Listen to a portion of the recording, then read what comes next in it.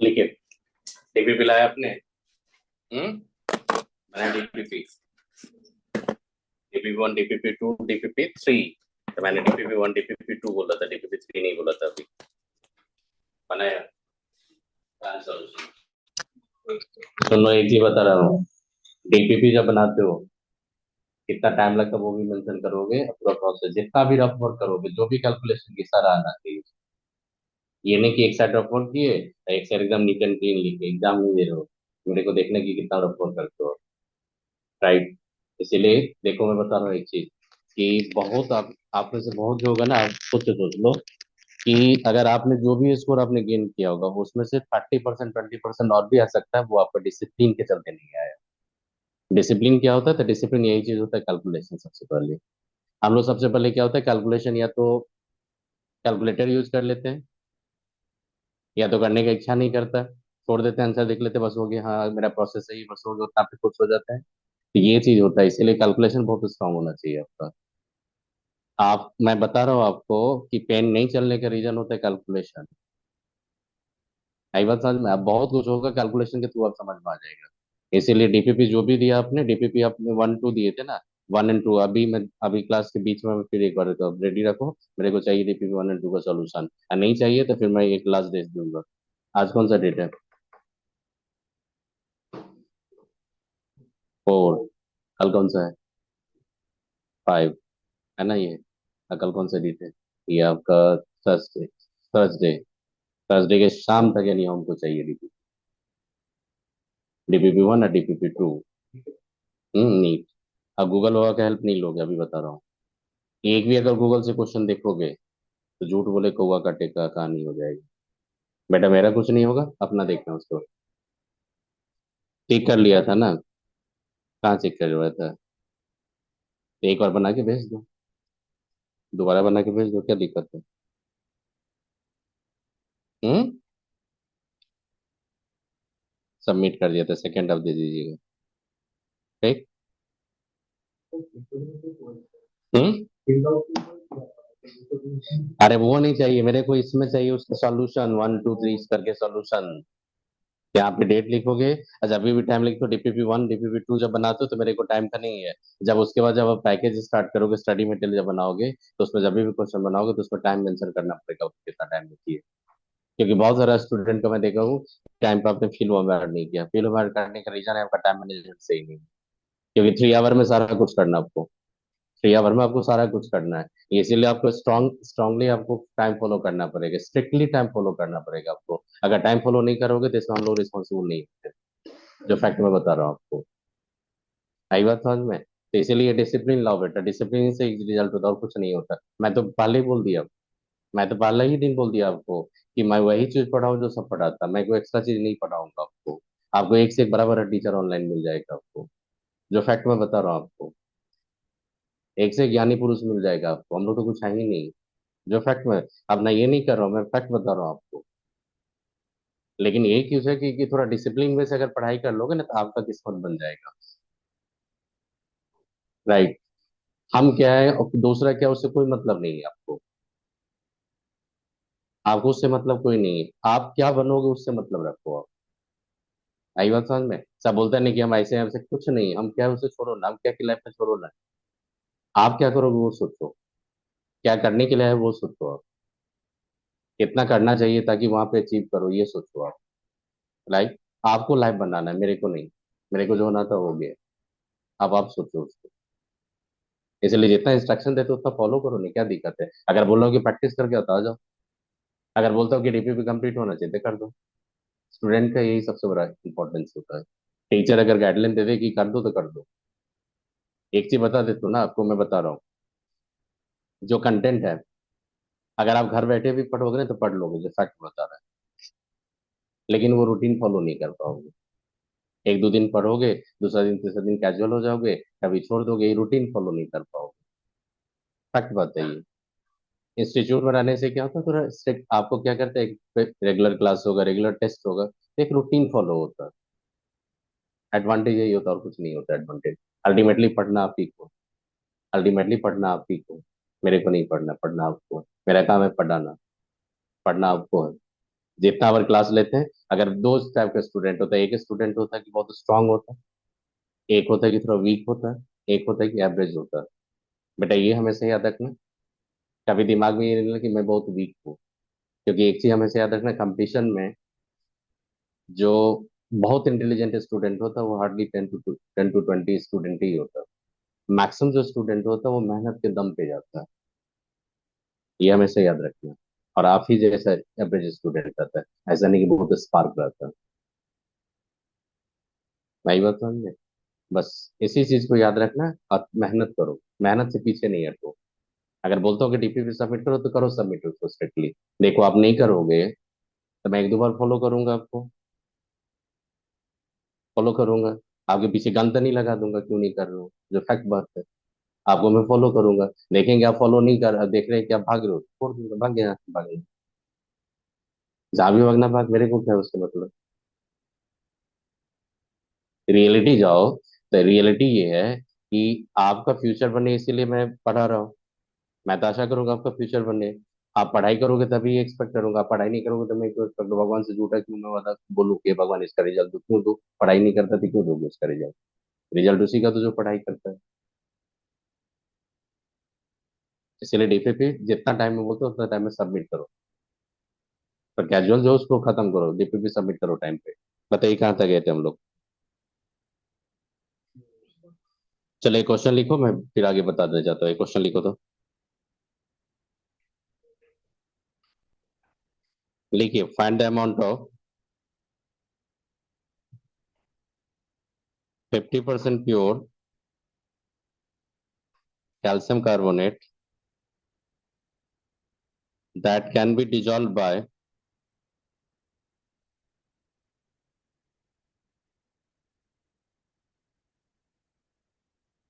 100 ml of 0.2 molar H2SO4 aqueous solution।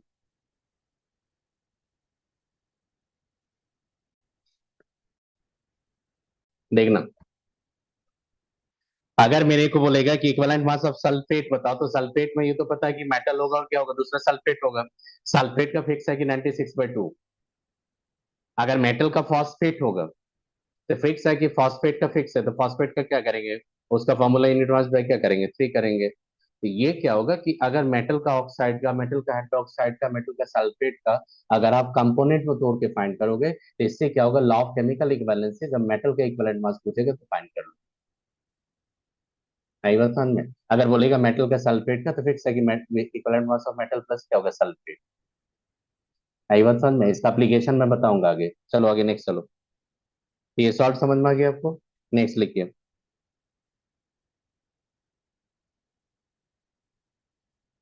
For acid लिखो। Equivalent mass जाएंगे तो यहाँ पे मॉलिक्यूलर मास होगा, बाय होगा एन फैक्टर। तो आपने देखा होगा एन फैक्टर यहाँ पे होता है बेसिसिटी, राइट। अरे पढ़े हो इसीलिए पढ़ो, एप्लीकेशन बताएंगे मेरे लिए। सुबह जानिस तो। है सर। हाँ हाँ। देखो बेसिसिटी, बेसिसिटी का मतलब क्या होता है आपको बताइएगा।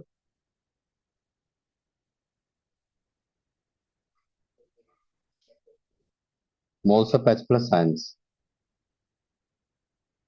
Given by 1 mole of an acid.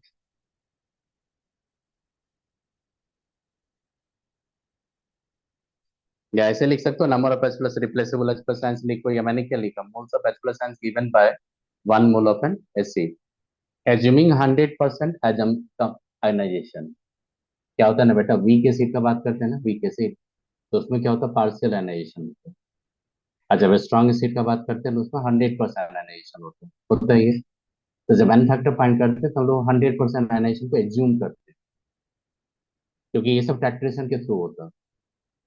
Weak acid, weak base का जब बात करते हैं तो ये वाटर में पार्शियल आयनाइजेशन होता है। लेकिन वही सारा वीक एसिड को अगर अमोनिया में लेके जाओगे तो सबका सब स्ट्रॉन्ग एसिड हो जाता है। क्योंकि जब एसिड बेस का इंटरेक्शन का बात होता है ना, तो पार्शियल आयनाइजेशन का बात ही नहीं होता वहां पे। जब इंडिविजुअल वीक एसिड आप बेस को रखोगे तो पार्शियल एनाइजेशन होता है। अगर यहाँ पे वाटर है, अगर मैं एसिटिक एसिड को सी पर रखूंगा तो पार्शियल एनाइजेशन होगा। अगर यहाँ पे वाटर में सिर्फ अमोनिया रखूंगा तो पार्शियल एनाइजेशन होगा।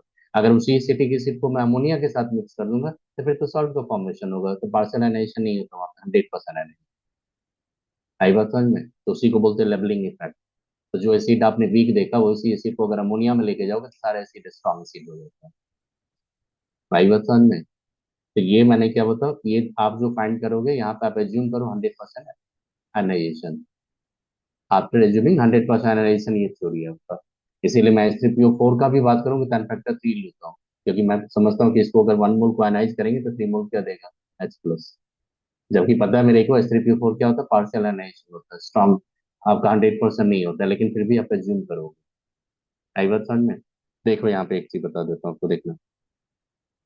जैसे HCl लेंगे, HNO3 लेंगे, और HClO4 लेंगे आप, या एसिटिक एसिड लेंगे आप, ये सब जितना भी एसिड्स है, अगर 1 मोल को डिसॉल्व करोगे तो आपको एक ही मोल H+ देगा। जैसे HCl को डिसॉल्व करेंगे आप तो ये क्या देगा, H+ देगा, और क्या देगा, Cl-। तो देखो अगर 1 मोल को डिसॉल्व करोगे तो कितना हो जाएगा 1 मोल, तो बेसिसिटी कितना हो जाएगा बेटा, 1, that is mono basic acid. अगर आपको बोलेगा मोनो बेसिक एसिड तो फैक्टर लेंगे 1। अगर आपको बोलेगा डायबेसिक एसिड तो फैक्टर लेंगे 2। आई बात समझ में? तो इसका इक्विवेलेंट मास क्या होगा, मोलर मास का 1। अगर आप यहाँ पे देखो, अगर आपने यहाँ पे, मैं बता रहा हूँ, देखो अगर आपने H2SO4 लिया, फिर आपने ऑक्जेलिक एसिड H2C2O4 लिया, या आपने H2CO3 लिया, ये पता आपको किसको डिसॉल्व करेंगे तो 2 मोल देगा। H2SO4 को अगर डिसॉल्व करोगे तो ये 2 मोल क्या देगा, H+ देगा, और 1 मोल क्या देगा आपका, सल्फेट। तो बेटा 1 मोल को अगर हम लोग डिसॉल्व करते तो ये 2 मोल्स क्या आ जाएगा आपका, H+। Now what should be basicity, 2, that is dibasic. ये सब टर्म याद रखना आप, क्योंकि टाइट्रेशन में क्या होता है ना, लिख देगा आपको dibasic acids, equivalent mass, molar mass पूछेगा, तो आपको एन फैक्टर पता होना चाहिए डायबेसिक एसिड्स। कर लेंगे। अब देखो एक चीज बता रहा हूँ, ये H2C2O4 होता है ऑक्जेलिक एसिड्स, ये फॉर्मूला आपने देखा होगा।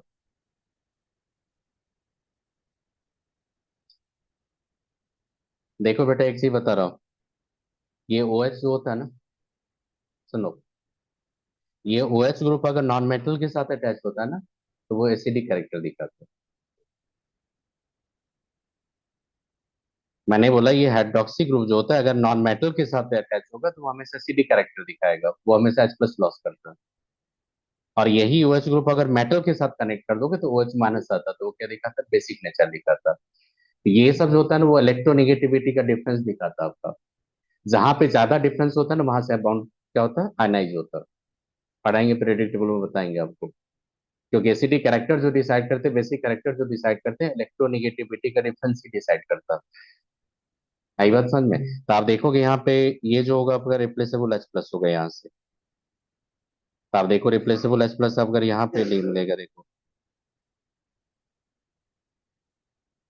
H+ आयन से यहीं से अगर मिलेगा तो आप बता दो कितना है, डायबेसिक एसिड है कि नहीं।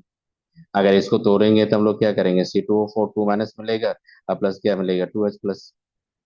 रियल में तो होता है पार्सल एनाइजेशन, लेकिन एज्यूम करो यहाँ पे 100% एनाइजेशन। एन फैक्टर कितना बोलेंगे इसका, एन फैक्टर कितना बोलोगे, 2। आप बताइए एन फैक्टर अगर 2 बोलेंगे आप तो इक्वलेंट मास कितना हो जाएगा,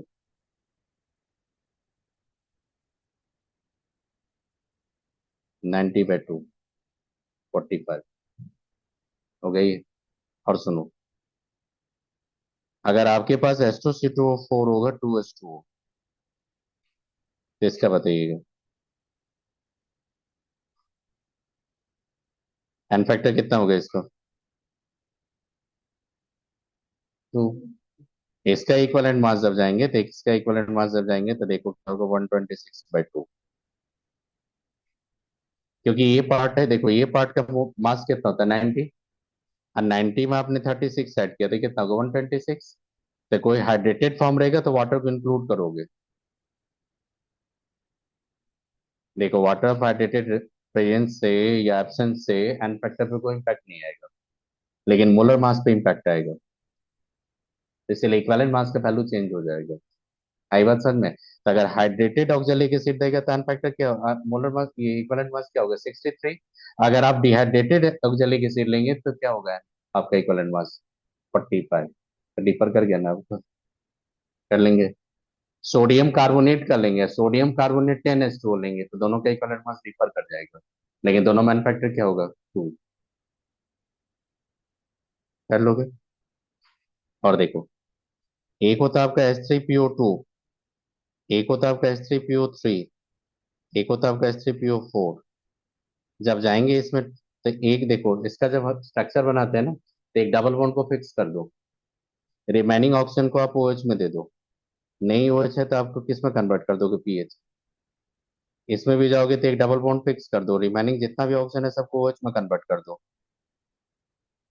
और एक आपका क्या हो जाएगा, आपका बताइए पीएच में आ जाएगा, ये पीएच बॉन्ड। इसमें जाएंगे तो आप क्या करेंगे, एक ऑक्सीजन डबल बॉन्ड दे देंगे, ये क्या हो जाएगा OH हो जाएगा, ये क्या हो जाएगा OH, ये क्या हो जाएगा OH। बेटा आप देखोगे यहाँ पे रिप्लेसेबल कितना होगा। अगर यहाँ पे हम लोग बेसिसिटी का बात करेंगे, एन फैक्टर का बात करेंगे, तो एन फैक्टर इसका 1 होगा, इसका 2 होगा, इसका 3 होगा। एक होता फॉस्फेनिक एसिड, एक होता फॉस्फोनिक एसिड, एक होता ऑर्थोफॉस्फोरिक एसिड से यहाँ पे। SC4 को क्या बोलते हैं, ऑर्थोफॉस्फोरिक एसिड, इसका एन फैक्टर क्या होता है 3 होता है। ट्राइबेसिक एसिड्स होता है, ये क्या होता है, ये ट्राइबेसिक एसिड्स।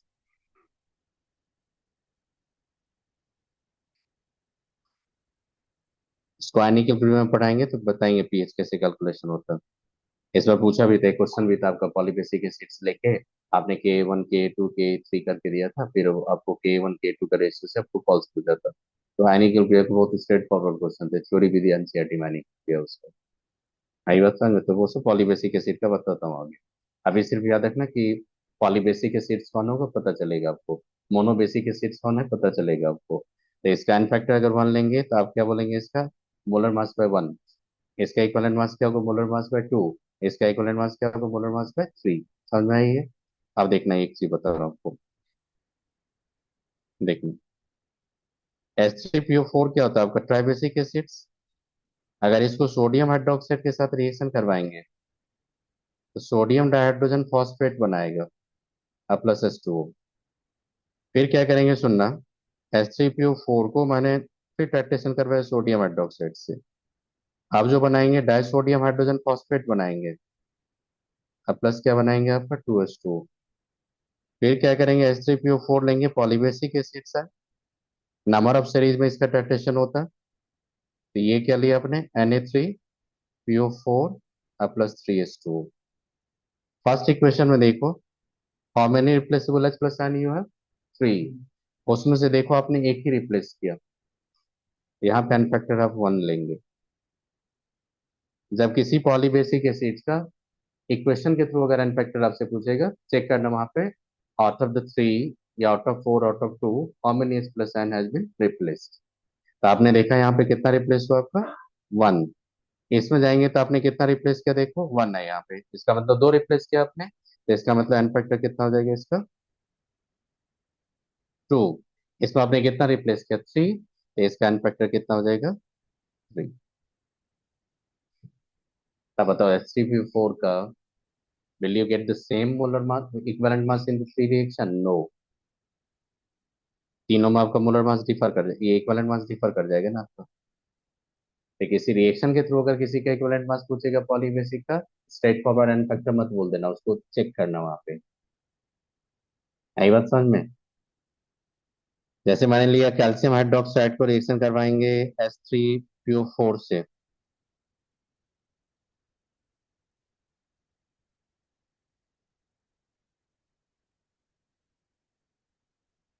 H3PO4 से करेंगे तो देखो क्या बनेगा।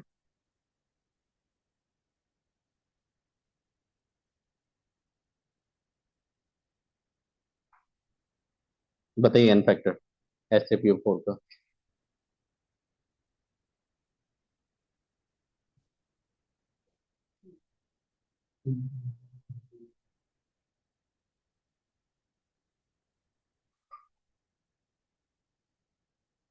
देखो उसका एन फैक्टर अब 2 लोगे, क्योंकि रीजन क्या है, यहाँ पे एक एच प्लस है आपका। पहले कितना था इसका 3, आपने कितना एच प्लस रिप्लेस किया 2, एन फैक्टर क्या लेंगे 2। रिएक्शन के थ्रू आप चेक करेंगे हमेशा।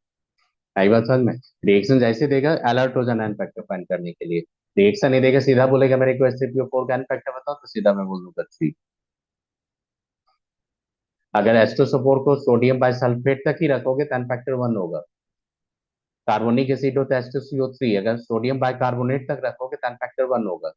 और कार्बोनिक को अगर सोडियम कार्बोनेट तक लेके चले जाओगे तो एन फैक्टर 2 होगा। भाई बात समझ में। तो ये आप देखो एन फैक्टर 2 है, मतलब कि दो सीरीज में उसका टाइट्रेशन होता है, first equivalent point, second equivalence point. किसी का एन फैक्टर 3 होता है तो उसका 3 इक्विवेलेंस पॉइंट होता है। जब पीएच का कर्व आता है ना, तो वहां पे इक्विवेलेंस पॉइंट इंडिकेट करते हैं। वो आपको उतना डिटेल नहीं पढ़ना है। आपको याद रखना कि एन फैक्टर अगर 3 है पॉलीबेसिक एसिड्स है, तो आपका हमेशा याद रखिएगा n factor may be 1, may be 2, may be 3। किसी का एन फैक्टर 2 है तो एन फैक्टर एसिड का n factor through the reaction may be 1, may be 2। Complete neutralization 2, incomplete neutralization 1। कर लेंगे। नेक्स्ट लिखो। एक और आएगा आपका, इसका लिखो। और क्या आएगा इसका, आएगा ना ये। और बेस लिखो, खुद से लिखो। खुद से लिखो क्या हो जाएगा equivalent mass. Molecular mass by क्या होगा, एन फैक्टर। एन फैक्टर क्या होता है यहाँ पे बेटा, एसिडिटी। Yes, acidity. एसिडिटी का मतलब क्या होता है, that is moles of OH minus ions given by 1 mole of A base. आपको पता है यहाँ पे सोडियम हाइड्रोक्साइड होता है, पोटेशियम हाइड्रोक्साइड होता है, रुबिडियम हाइड्रोक्साइड होता है, अमोनियम हाइड्रोक्साइड होता है, सबका। अब देखना यहाँ पे एसिडिटी 1 होगा, that is mono acidic base. Calcium hydroxide का जाएंगे तो कितना हो जाएगा बताइए आप लोग।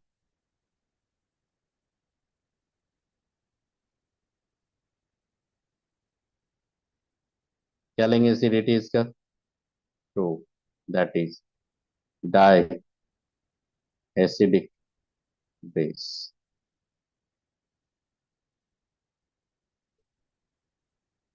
समझ में आएगी कैसे करेंगे अनफैक्टर। अब देखना एक चीज जो बता रहा हूं आपको।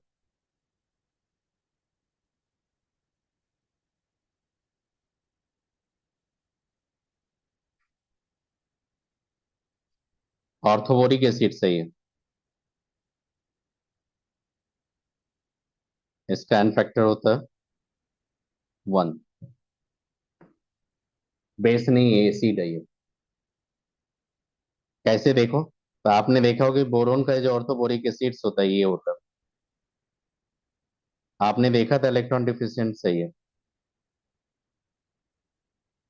जिसको बोलते हैं लुईस एसिड्स। लुईस एसिड क्या होता है, इलेक्ट्रॉन पेयर एक्सेप्टर। जब इसको क्या करता है, आप OH माइनस के साथ कंबाइन करते हैं तो इलेक्ट्रॉन पेयर एक्सेप्ट कर लेता है आपका, तो BH4 माइनस बनाता है ये। आपने कितना मोल इलेक्ट्रॉन एक्सेप्ट किया, 10 फैक्टर 1 होगा। अगर आप 1 मोल इलेक्ट्रॉन एक्सेप्ट करेंगे 10 फैक्टर 1 लुईस के कंसेप्ट के अकॉर्डिंग। अगर आप 2 मोल इलेक्ट्रॉन एक्सेप्ट करेंगे 10 फैक्टर 2। अगर आप 1 मोल इलेक्ट्रॉन लॉस करेंगे 10 फैक्टर 1। तो मीन्स क्या होता है, अमोनिया होता है। NH3 जब भी किसी के साथ कोऑर्डिनेट करेगा तो कितना मोल इलेक्ट्रॉन शेयर करेगा, 1 मोल। सॉरी, कितना इलेक्ट्रॉन, 1 पेयर। तो 1 पेयर इलेक्ट्रॉन अगर शेयर करोगे 10 फैक्टर 1। आई बात समझ में। एन फैक्टर कितना आपने देखा, यहाँ पे 1 देखा था। कभी कभी कंफ्यूजन होता है, यहाँ पे देख लेते हैं कि OH3 है तो आप एन फैक्टर क्या बोलोगे, 3 लॉन्ग है। यहाँ पे ये क्या होता है, लुईस एसिड्स होता है, वीक एसिड्स होता है, इलेक्ट्रॉन पेयर एक्सेप्टर है। इलेक्ट्रॉन पेयर एक्सेप्टर के अकॉर्डिंग भी हम लोग एन फैक्टर बोलते हैं। तो यहाँ पे एन फैक्टर क्या होगा, 1। आई बात समझ में। अगर मेरे को बोलेगा कि NH3 है यहाँ पे, NH3 को HCl के साथ कंबाइन करोगे तो अमोनियम क्लोराइड बनेगा। इसका एन फैक्टर बोलो कितना हो जाएगा, तो मैं सीधा बोलूंगा कि 1 mole NH3 1 mole H+ combine करेगा, एन फैक्टर कितना होगा। अगर कोई भी base, how many moles of H+ accept, base पे क्या होता है, प्रोटोनेशन होता है।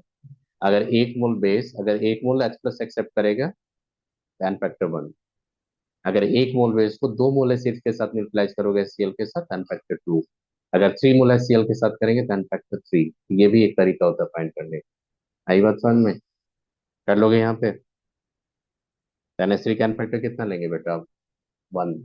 अमोनियम हाइड्रोक्साइड का भी एन फैक्टर क्या लेते हो आप, 1। मेथाइलेमीन भी रहेगा तो एन फैक्टर कितना लेंगे, 1। एनिलीन भी रहेगा तो एन फैक्टर कितना लेंगे, 1। आई बात समझ में। इथिलीन डायमीन रहेगा तो वहां पे NH2 कितना है, 2, तो एन फैक्टर होगा 2। क्योंकि इथिलीन डायमीन को जब न्यूट्रलाइज करोगे तो मोनो बेसिक एसिड आपको कितना कंज्यूम होगा, 2 मोल, तो एन फैक्टर क्या बोलेंगे, 2। याद रखना, ये सब बहुत हेल्प करेगा आपको जल्द रिजल्ट में। एनिलीन में क्या होता है, एक ही तो NH2 ग्रुप होता है। मान लो किसी कंपाउंड में एक ही बेसिक ग्रुप है तो एक ही पेयर इलेक्ट्रॉन डोनेट कर सकता है, तो एन फैक्टर 1। आई बात समझ रहे थे। तो नाइट्रोजन कंटेनिंग जो बेस होता है, जो सब इलेक्ट्रॉन पर क्या होता है, डोनर होता है, तो उसका भी हम लोग एसिडिटी फाइंड करेंगे विद रिस्पेक्ट टू प्रोटोनेशन। आई बात समझ में। तो acidity basicity not related to only the proton loss proton gain, right.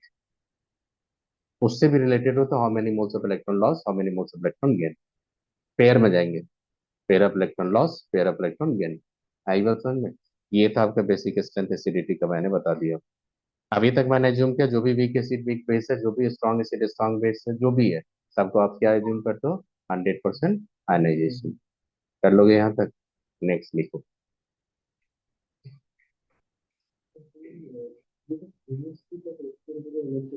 Hmm.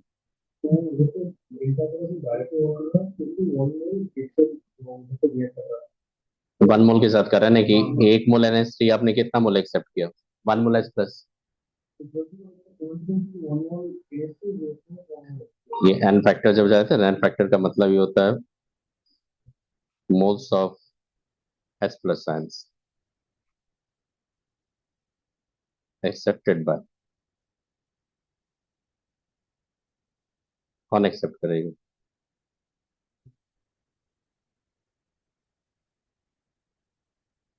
1 mole of A nitrogen containing base,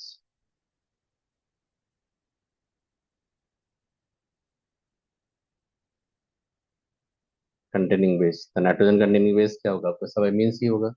nitrogen containing base में सीधा how many moles of H+ ion accepted by the 1 mole of nitrogen containing base, तो उसका N factor होता है।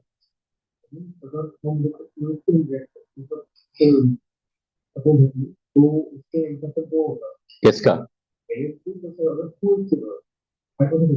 हम्म। तो लिख तो दिया मैंने, 1 मोल ऑफ H+ कितना मोल्स, कर लेंगे ये। यहाँ तक समझ में आ गया आपको। अब लिखो।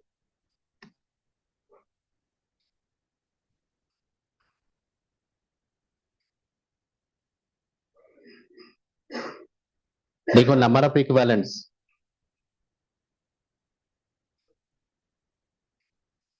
इसको शॉर्ट में लिखूंगा, नंबर ऑफ इक्विवेलेंट होता है, कभी कभी होता है, देखो नंबर ऑफ इक्विवेलेंट बोलते हैं इसी को, ग्राम इक्विवेलेंट भी बोलते हैं हम लोग।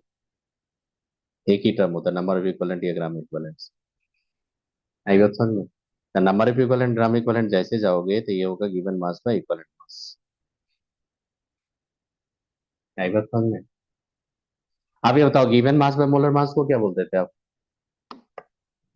Number of moles. तो given mass by equivalent mass क्या होगा, नंबर ऑफ इक्विवेलेंट्स। आई बात समझ में। ये हो गया नंबर ऑफ इक्विवेलेंट्स। दूसरा क्या याद रखना, सुनो। नंबर ऑफ इक्विवेलेंट जो आपने फाइंड किया अभी, वो क्या था, given mass by equivalent mass. आप गिवन मास को अगर molar mass by n factor करेंगे तो इक्विवेलेंट मास हो जाएगा कि नहीं वो। Given mass by molar mass into n factor. बेटा ये क्या होता है, नंबर ऑफ मोल्स। इससे पता चलता है कि नंबर ऑफ इक्विवेलेंट जो जाएंगे, नंबर ऑफ इक्विवेलेंट क्या हो जाएगा आपका, नंबर ऑफ मोल्स इनटू। याद रखना बहुत इंपॉर्टेंट है ये सब एप्लीकेशन।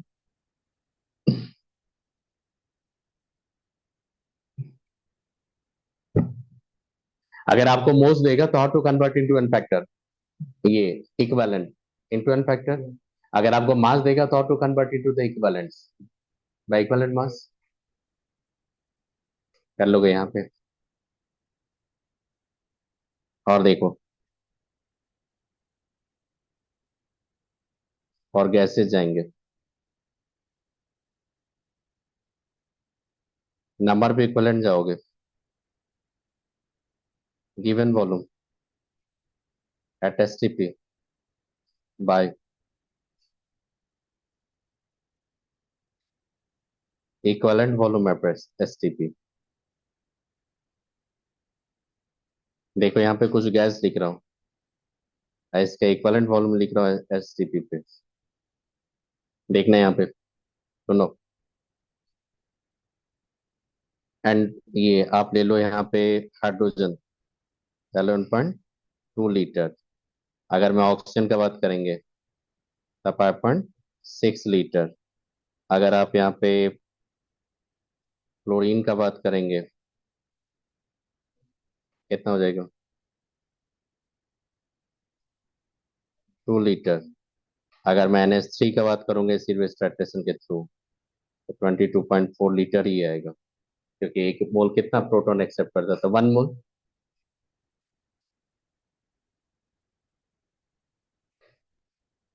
आप बताइए 22.4 लीटर स्टैंड फॉर, क्लोरीन का बात करेंगे तो क्लोरीन का 22.4 लीटर स्टैंड फॉर 1 मोल, और 11.2 लीटर स्टैंड फॉर 1 इक्वलेंट। तो 22.4 लीटर में कितना इक्वलेंट होगा, दो। अगर लेंगे आप समझ में आइए नंबर इक्वलेंट कैसे फाइंड करेंगे। नेक्स्ट लिखो, number of equivalents of 2 moles of aluminium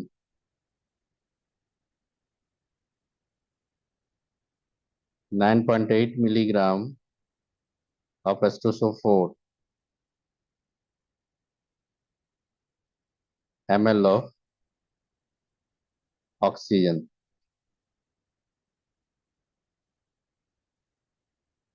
बताइए। हम्म 2 moles of aluminium 9.8 milligram of H2SO4, 9.8 gram of H2SO milligram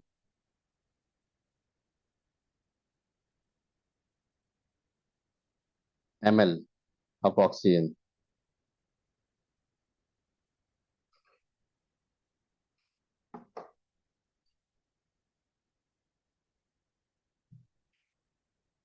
Shubhdeep video down कर।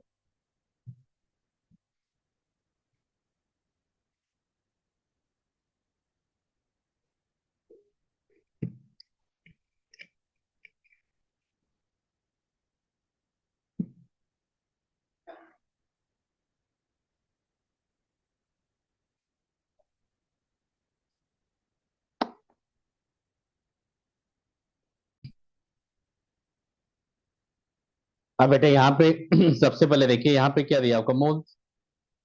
आपको फॉर्मूला मोल्स में मैंने दिखा दिया, मोल्स इंटू एन फैक्टर करना। तो आप जैसे ही नंबर ऑफ इक्वलेंट की बात करेंगे, यहाँ पे नंबर ऑफ इक्वलेंट, ये नंबर ऑफ इक्वलेंट हो जाएगा। देखो क्या होगा, नंबर ऑफ इक्वलेंट होगा, मोल्स कितना लिया आपने 2, एन फैक्टर कितना होगा 3, तो 6 इक्वलेंट्स होगा।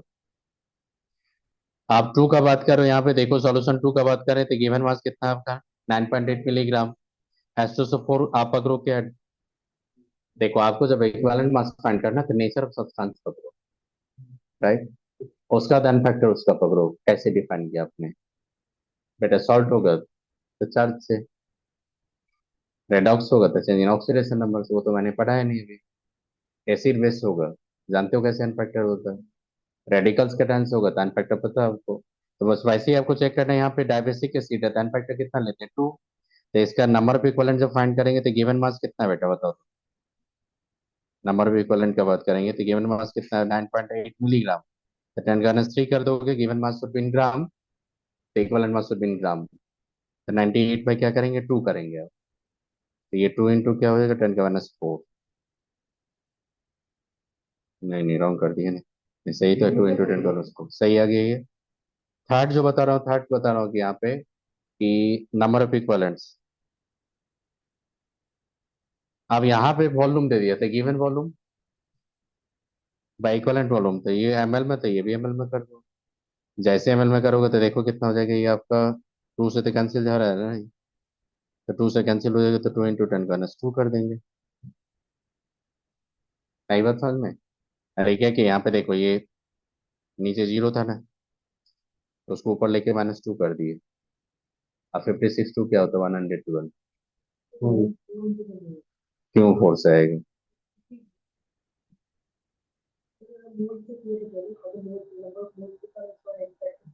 कितना इन्फेक्टर लिया आपने? 4 ले लेंगे इन्फेक्टर, ऑक्सीजन नहीं, तो इन्फेक्टर 4 लेंगे, देखो वहां से भी आ जाएगी। जैसे करोगे 112, अपन क्या करेंगे, 22400 अपन क्या करेंगे, 4 करेंगे ना, तो 4 ऊपर जाएगा तो क्या होगा, वही तो आएगा। कर लेंगे ये नंबर पे इक्विवेलेंस। अब देखो क्या होता है, देखो नॉर्मेलिटी।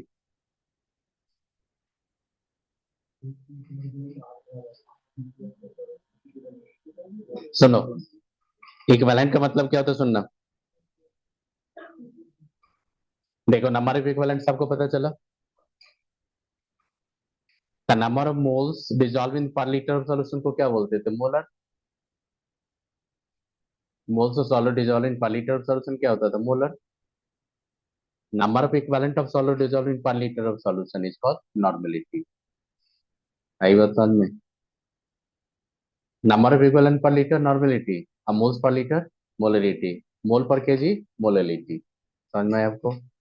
मोलल से मोलर आओगे तो डेंसिटी, मोलर से नॉर्मल आओगे तो नो नीड ऑफ डेंसिटी, क्योंकि आपने पर लीटर ही डिफाइन किया आपने दोनों को।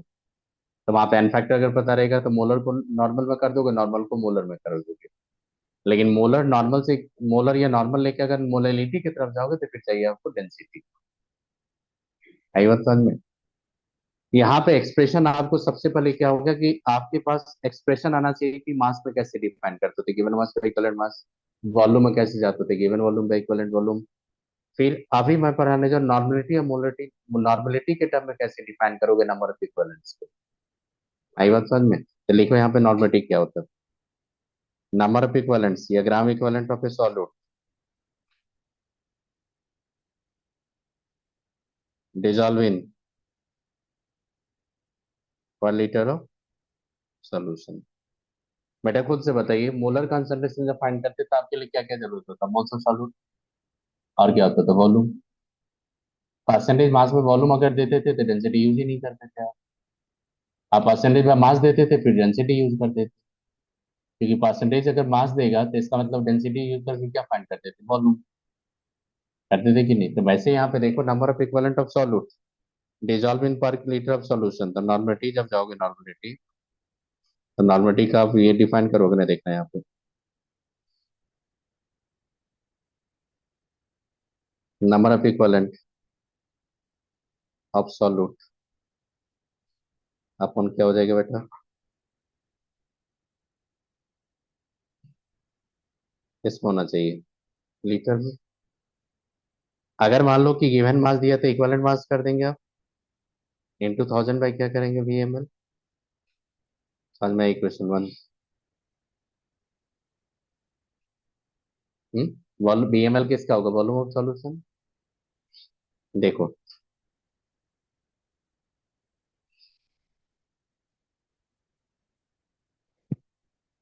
नंबर ऑफ इक्विवेलेंट क्या हो जाएगा, मैंने बोला number of equivalent, number of moles जब भी होता है तो सॉल्यूट का लिए होता है, इसलिए नहीं भी लिखेंगे तो चलेगा। नंबर ऑफ इक्विवेलेंट्स अगर बोलेंगे आप सीधा, number of equivalent equal to क्या हो जाएगा, देखना नॉर्मलिटी टू वॉल्यूम लीटर होगा कि नहीं। अरे बेटा ये नंबर ऑफ इक्विवेलेंट्स है, normality to volume litre number of equivalents होगा कि नहीं। ये देखो ये क्या है, नंबर ऑफ इक्विवेलेंट्स, तो number of equivalent equal to क्या होता है, नॉर्मलिटी टू वॉल्यूम लीटर। अब देखो normality in volume in ml अगर देगा, तो भाई क्या करेंगे आप, 1000। सेम आपका मोल जैसा है कि नहीं, याद करो नंबर ऑफ मोल्स क्या होता था, molarity into volume in litre. अगर ml में देता था तो क्या करते थे, तो 1000 से डिवाइड करते थे, एग्जैक्ट वैसे ही है कि नहीं। अब चेक करो यहाँ पे, अब यहाँ के बाद एक चीज याद रखना,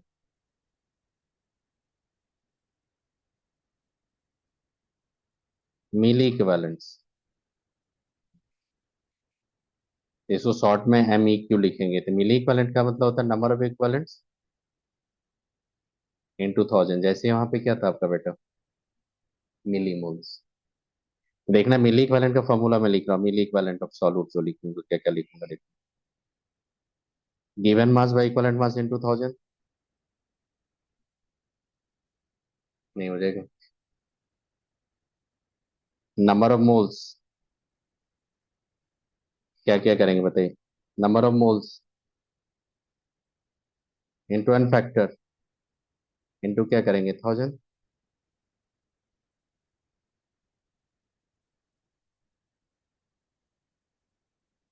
अगर नॉर्मलिटी के टर्म में डिफाइन करेंगे तो क्या होगा, normality to volume in ml।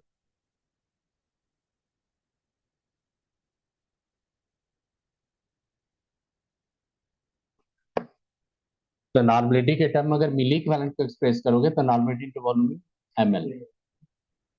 Normality के टर्म में अगर इक्विवेलेंट को एक्सप्रेस करोगे तो normality to volume in litre. आई बात समझ में। मास के टर्म में इक्विवेलेंट को एक्सप्रेस करोगे तो given mass by equivalent mass. Moles के टर्म में एक्सप्रेस करोगे तो given moles by given moles into n factor. Volume के टर्म में मैंने बताया था given volume by equivalent volume. तो कुछ आइडिया लगा नॉर्मलिटी का। हम्म। अब देखते थे एक बार, फिर इससे कुछ क्वेश्चन करवा देंगे, फिर चले जाएंगे हम लोग लॉ ऑफ केमिकल इक्विवेलेंस, वहां से चले जाएंगे रेडॉक्स, ये आपका एसिड बेस फैट रिएक्शन। ठीक, तो कुछ क्वेश्चन आपने देखा होगा, फिर नहीं आपको बता देते। तो सबसे पहले पढ़ाएंगे नॉर्मलिटी का कुछ कंडीशन बताते थे, डाइल्यूशन क्या होता है, मिक्सिंग क्या होता है, जैसे कहाँ पे किए थे मोलरिटी में किए थे। तो मोलरिटी में क्या था, M1V1 प्लस M2V2, तो वही होगा N1V1 प्लस N2V2।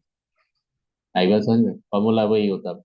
वहां क्या था, सारा मोल्स को असम्बल आप क्या करते थे, ऐड कर देते थे। अब वॉल्यूम से डिवाइड कर देते, क्या मिलता था, मोलर कंसंट्रेशन। यहाँ भी सारा इक्विवेलेंट को ऐड कर देंगे, उसको वॉल्यूम से डिवाइड कर देंगे, तो क्या होगा नॉर्मल। नहीं बात सही है। तो ब्रेक देते, ब्रेक के बाद पढ़ा देते।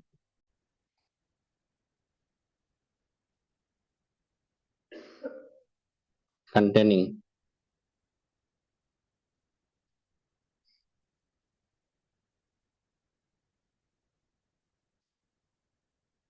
अब लिख लो यहाँ पे 4.9 ग्राम ऑफ सॉल्यूशन है वो, containing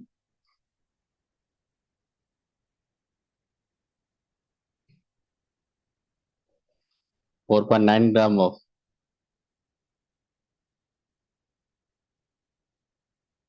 H2SO4 in 500 ml solution।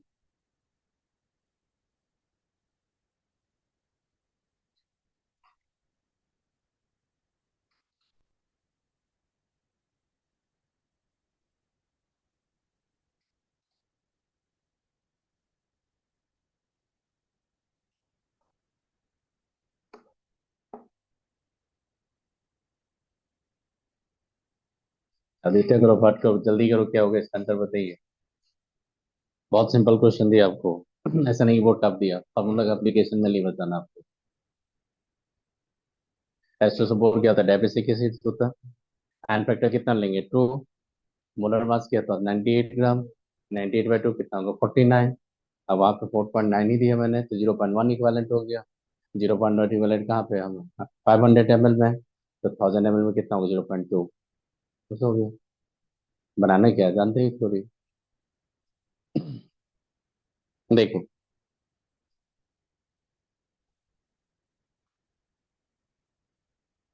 Normative find करेंगे, यहाँ फॉर्मूला यूज करेंगे।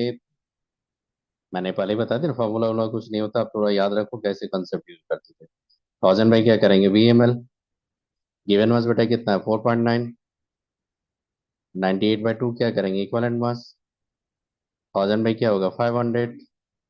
देखना कितना हो जाएगा, 0.2 नॉर्मल। आई बात समझ में। डेसी नॉर्मल का मतलब क्या होगा, N/10। वैसे ही होगा, जैसे वहां पे डेसी मोलर लिए थे, तो क्या लिए थे, M/10, तो यहाँ पे क्या होगा, N/10। डेका मोलर का मतलब क्या था, 10 M। तो डेका नॉर्मल का मतलब क्या होगा, 10 N। आई बात समझ में, सब कुछ वही होता है। वहां पे था number of moles per litre, यहाँ पे क्या होगा, number of equivalent per litre, different यही होता है। मोल्स इनटू सेम होगा, तो देखिए नंबर इक्विवेलेंट अब पर लीटर तो नॉर्मलिटी माने कि number equivalent per litre. Next next find करो तो, find the normality of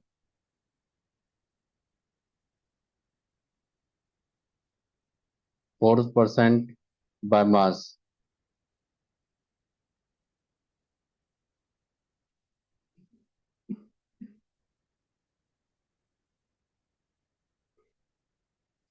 sodium hydroxide aqueous solution with density of 1.2 gram per ml।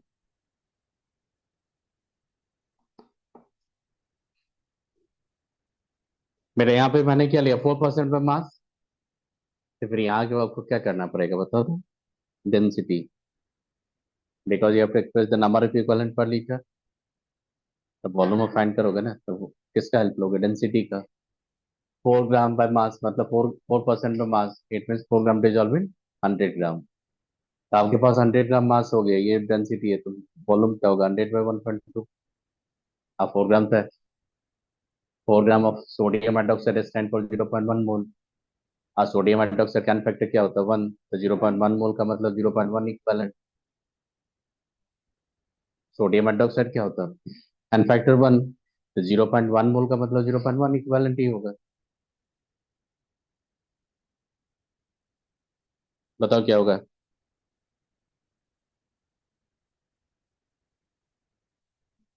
देखो वॉल्यूम ऑफ सॉल्यूशन बेटा कितना हो जाएगा, तो mass of solution by density.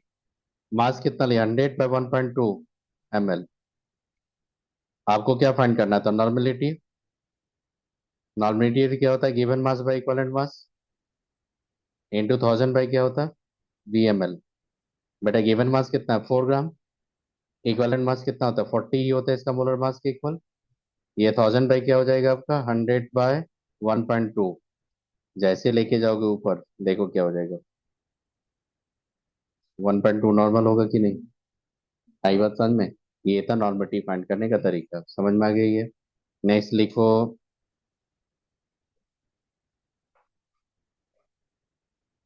Normality of mixing.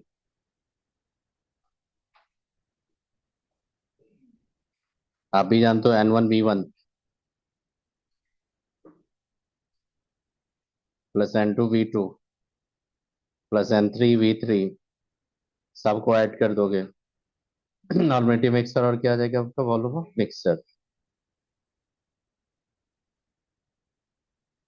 Non reacting या reacting solution, reacting होगा तो फिर तो आपका क्या होगा, टाइट्रेशन आ जाएगा ना।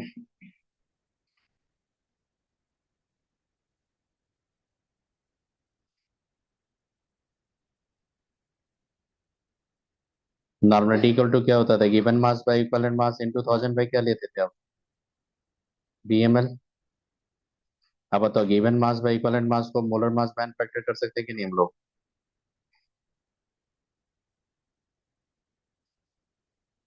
मोलर मास सॉल्यूट से एन फैक्टर से डिवाइड कर सकते हैं कि नहीं हम लोग।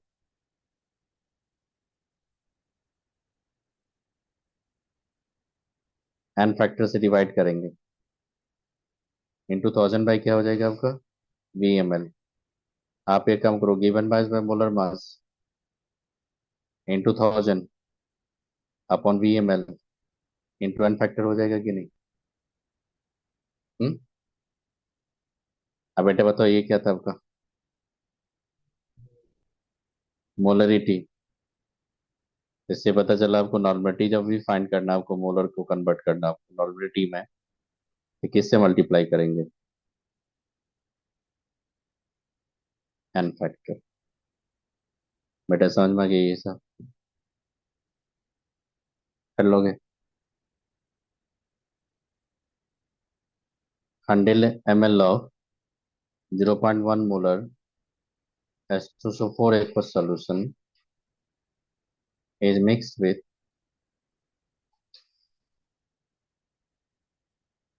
100 ml of 0.2 molar HNO3.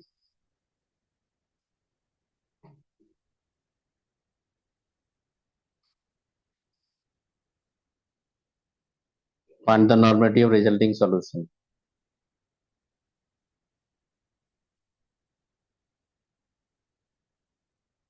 अगर डाइल्यूट कर देते तो फाइनल वॉल्यूम मिक्सर किसके अकॉर्डिंग होता? डाइल्यूशन के अकॉर्डिंग। फाइंड कीजिए। नीट का सिलेबस देखना, कैथोड रेज एनोड नहीं है उसमें। वहां पे सीधा इलेक्ट्रोमैग्नेटिक रेडिएशन दिया, फोर्स दिया, और अदर फोर्स भी नहीं दिया। अब देखो ना, आप देखना यहाँ पे, आप नीट का 20 ईयर का क्वेश्चन लेके देखो, अदर फोर्स से क्वेश्चन ही नहीं मिलेगा। अदर फोर्स से क्वेश्चन ही नहीं आता, अदर फोर्स आई नहीं आपके सिलेबस में। और other force discovery related to nucleus क्या पूछेगा उसमें? पूछता हुआ एटॉमिक फिजिक्स फिजिक्स में पूछता। वहां पे साइन थीटा के साथ जेड का डिफ्लेक्शन के साथ कुछ फार्मूला भी आता, ग्राफ भी आता, वहां पूछता। केमिस्ट्री में नहीं पूछता। साइन का स्क्वायर 4 साइन 4 थीटा/2 जो था ना जेड के साथ रेसिप्रोकल, उसके साथ रिलेशन आता, वो फिजिक्स में पढ़ना आपको, केमिस्ट्री में नहीं। डिस्टेंस ऑफ क्लोजेस्ट अप्रोच होता है, वो जो आपने पढ़ा होगा, वो सब फिजिक्स का चीज है, वो केमिस्ट्री का चीज ही नहीं है। कहीं पे बुक लिखते हो उसमें क्या होता है कि वो सब बुक्स में दे देता है, केमिस्ट्री में भी क्वेश्चन दे देता है। नहीं पूछता, कभी नहीं पूछेगा आपसे। देखो सॉल्यूशन लिए तो सॉल्यूशन क्या कैसे करेंगे इसमें? N1V1 प्लस क्या लेंगे बेटा, N2V2। ये मान लो कि मैंने H2SO4 का लिया, ये क्या होगा, HNO3 का होगा। नॉर्मेटिव मिक्सर करेंगे, वॉल्यूम मिक्सर। बेटा बताइए तो कितना होगा नॉर्मेटिव इसका? 0.2, 0.1 इंटू क्या करेंगे आप? 2 करेंगे ना, इंटू क्या करेंगे, 100। प्लस ये तो देखो, HNO3 तो मोनोबेसिक एसिड्स है, तो नॉर्मल मोलर क्या होगा, सेम होगा। तो क्या करेंगे, 0.2 इंटू क्या करेंगे, 100, इक्वल टू क्या होगा, नॉर्मेटिव मिक्सर। वॉल्यूम मिक्सर कितना हो जाएगा, 200। नॉर्मेटिव मिक्सर फाइंड करेंगे आप, देखो कितना हो गया, 40 हो गया ये। 20 20 क्या होगा, 40 हो गया नहीं है? तो 40 बाई क्या करेंगे, 200। ये क्या होगा, 0.2 नहीं आ जाएगा। हम्म क्या हो जाएगा, 0.2 नॉर्मल। कर लेंगे, ये मिक्सिंग करता हूँ।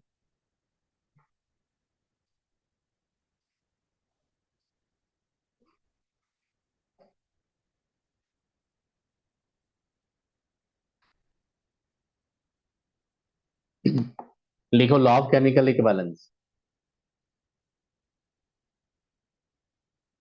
गैलोसेक्स लॉ पढ़ा दिए थे ना आपको, गैसेस वॉल्यूम का। फिर गैलोसेक्स लॉ पढ़ा चुके हैं आपको, एवोगाड्रो लॉ बता चुके हैं, पीओसी बता दिए, लिमिटिंग से बता दिए आपको कैसे वर्क करोगे। दो सॉल्यूशन को मिक्स करते थे तो उसमें मिक्सिंग करने के बाद what should B concentration of cations anions वो बता दिए थे। फिर अमाउंट ऑफ प्रेसिपिटेट के कुछ क्वेश्चन करवाए थे। मोलर कंसंट्रेशन पे मैंने वर्क करवा दिया था, कैसे कैसे लिमिटिंग फाइंड करोगे वहां भी बता दिए थे, मोल्स में कैसे करोगे।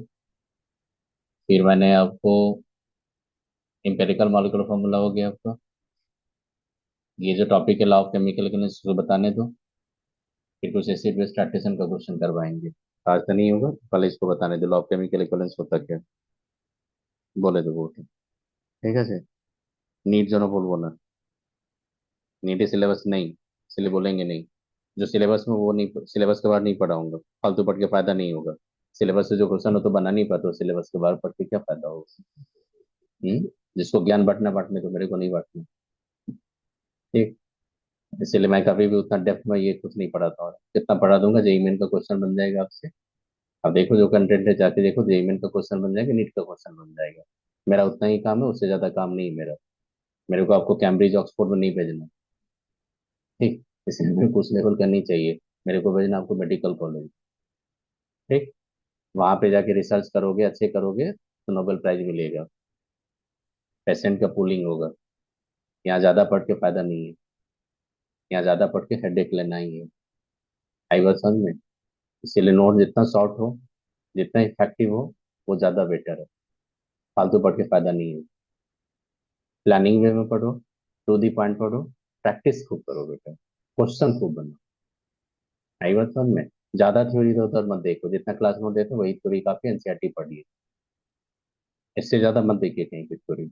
कोई बुक, जितना बुक्स होगा सबको बंद करके फेंक रख देना साइड। प्रैक्टिस के लिए जो बुक्स होगा वही रखो। मैं बस समझ और कुछ नहीं। थ्योरी के लिए कुछ बुक्स ही नहीं देखना उसको, एनसीईआरटी देखना, एनसीईआरटी के अलावा कुछ देखना ही नहीं है।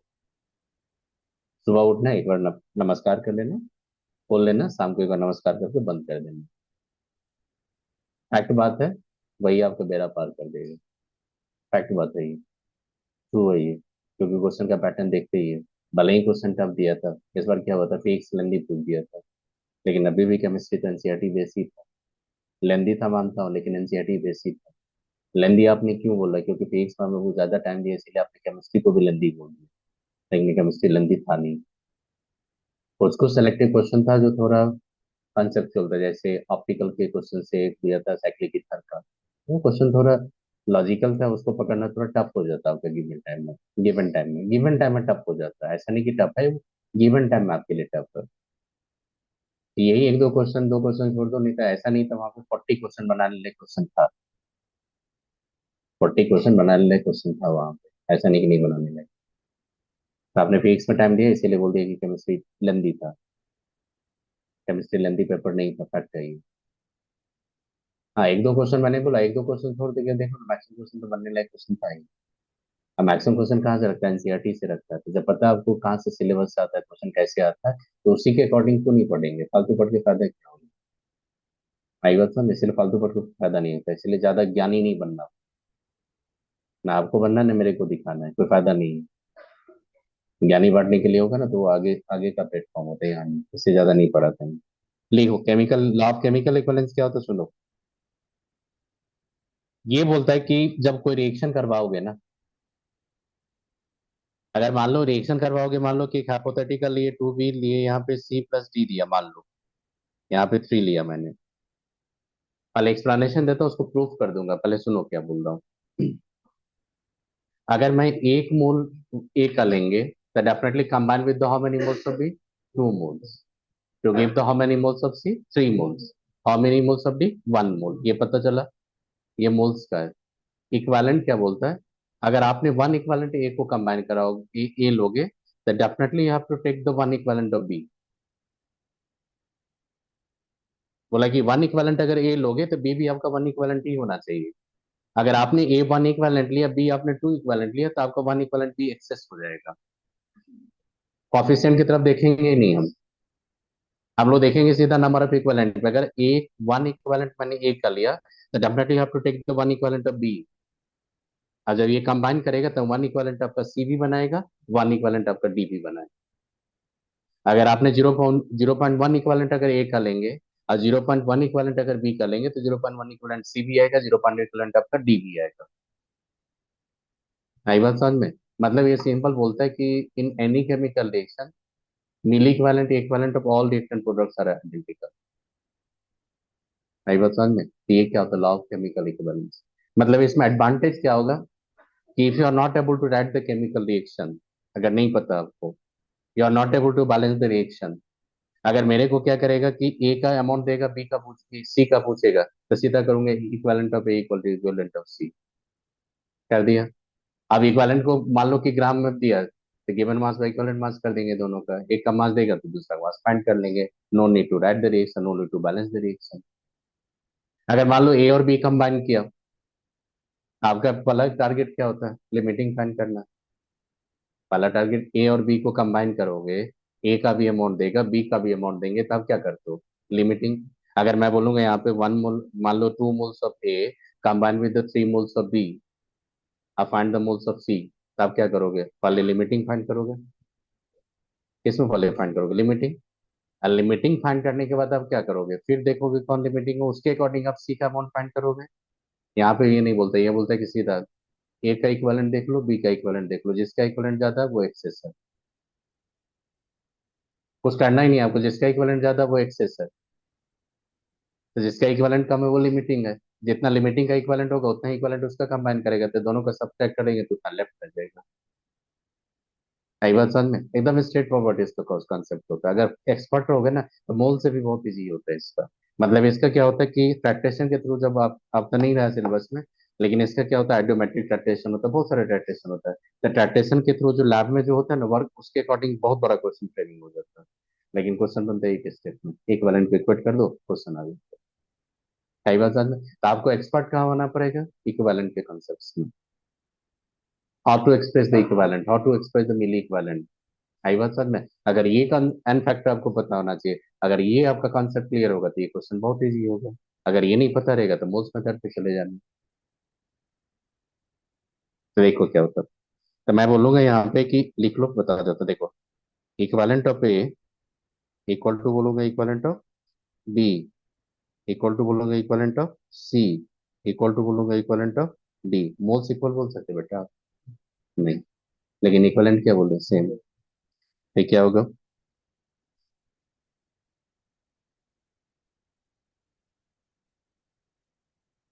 केमिकल रिएक्शन, द इक्वल, देखो इक्विवेलेंट्स और milliequivalents, all the reactants and products are identical या not identical? आइडेंटिकल, ये होता लॉ ऑफ केमिकल इक्विवेलेंस। मान लो एक रिएक्टेंट से प्रोडक्ट का करोगे तो इक्विवेलेंट इक्वेट कर देना, एक रिएक्टेंट से दूसरा रिएक्टेंट का बॉन्ड फाइंड करना तो इक्विवेलेंट को इक्वेट कर देना। आई बात समझ में, तो देखो मैं क्या करूंगा, आप एक ही बताऊं, देखो बेरियम क्लोराइड को जब हम लोग एल्युमिनियम सल्फेट के साथ रिएक्शन करवाते हैं तो क्या होता है बताना आपको, बेरियम सल्फेट आता और AlCl3 आता।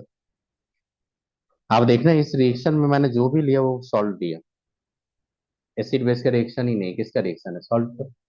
इसको क्या बोलते हो, डबल डिस्प्लेसमेंट बोलते हो। एक क्या कर रहा है, प्रेसिपिटेट हो रहा है। अब एक काम करना, एन फैक्टर फाइंड करने के लिए रिएक्शन बैलेंस नहीं होना चाहिए। मैं बोलूंगा इसका कि एन फैक्टर बताओ कितना होगा। बेटा बोल रहे हैं इसका एन फैक्टर कितना हो जाएगा, इसका एन फैक्टर तो, इसका एन फैक्टर कितना होगा एल्यूमिनियम सल्फेट का, 6। बेरियम सल्फेट का बताया एन फैक्टर, तो बेरियम सल्फेट +2 - 2 है तो 2 लेंगे ना। एल्युमिनियम क्लोराइड 3 है यहाँ पे। अब बेरियम क्लोराइड से एल्युमिनियम सल्फेट का एन फैक्टर का रेशियो कितना, 1:3। देखो मैं 3 दूंगा, 3 दूंगा, 2 देंगे, बैलेंस हो गया,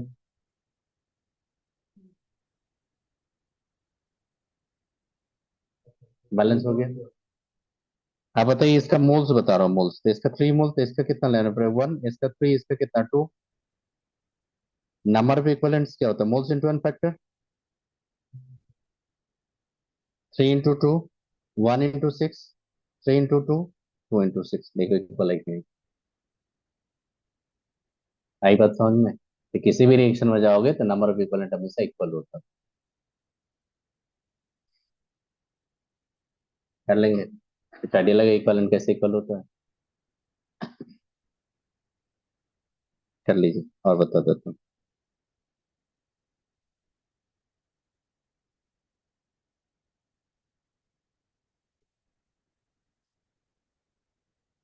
equivalent of barium sulphate, barium chloride equal to क्या होगा, इक्विवेलेंट ऑफ एल्युमिनियम सल्फेट। बेटा इक्विवेलेंट क्या होता है, मोल्स इंटू एन फैक्टर, देखो तो, moles of barium chloride, n factor कितना है इसका, 2। फिर moles of aluminium sulphate, n factor बोल दो, 6। बताइए तो moles of barium chloride upon moles of aluminium sulphate कितना हो गया।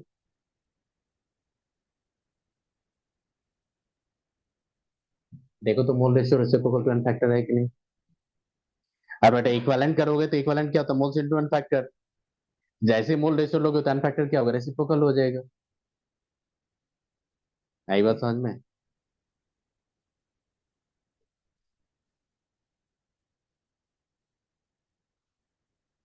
तो कुछ आइडिया लगा इक्विवेलेंट का कंसेप्ट का मतलब क्या होता है? केमिकल इक्विवेलेंस किसी भी रिएक्शन में जाओगे तो सारा इक्विवेलेंट क्या होता है? इक्वल होता है।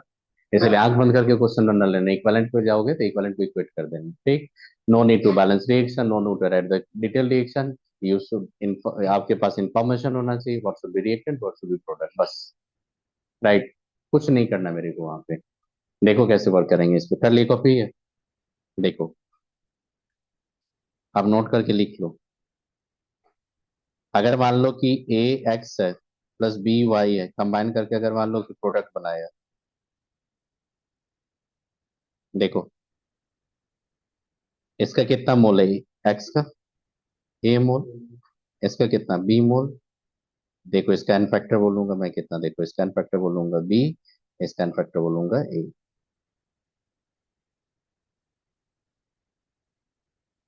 तो आपको पता था n factor ratio reciprocal of mole ratio. अब देखो इसका फॉर एग्जांपल, कैल्शियम कार्बोनेट को तोड़ोगे कैल्शियम ऑक्साइड में जाएगा प्लस CO2। बेटा यहाँ पे बताइए कैल्शियम कार्बोनेट का एन फैक्टर कितना होता है? 2। अब CO2 calcium carbonate 1:2 mole ratio, n factor ratio should be also 1:1। If you know the calcium carbonate n factor 2, here CO2 n factor also should be 2।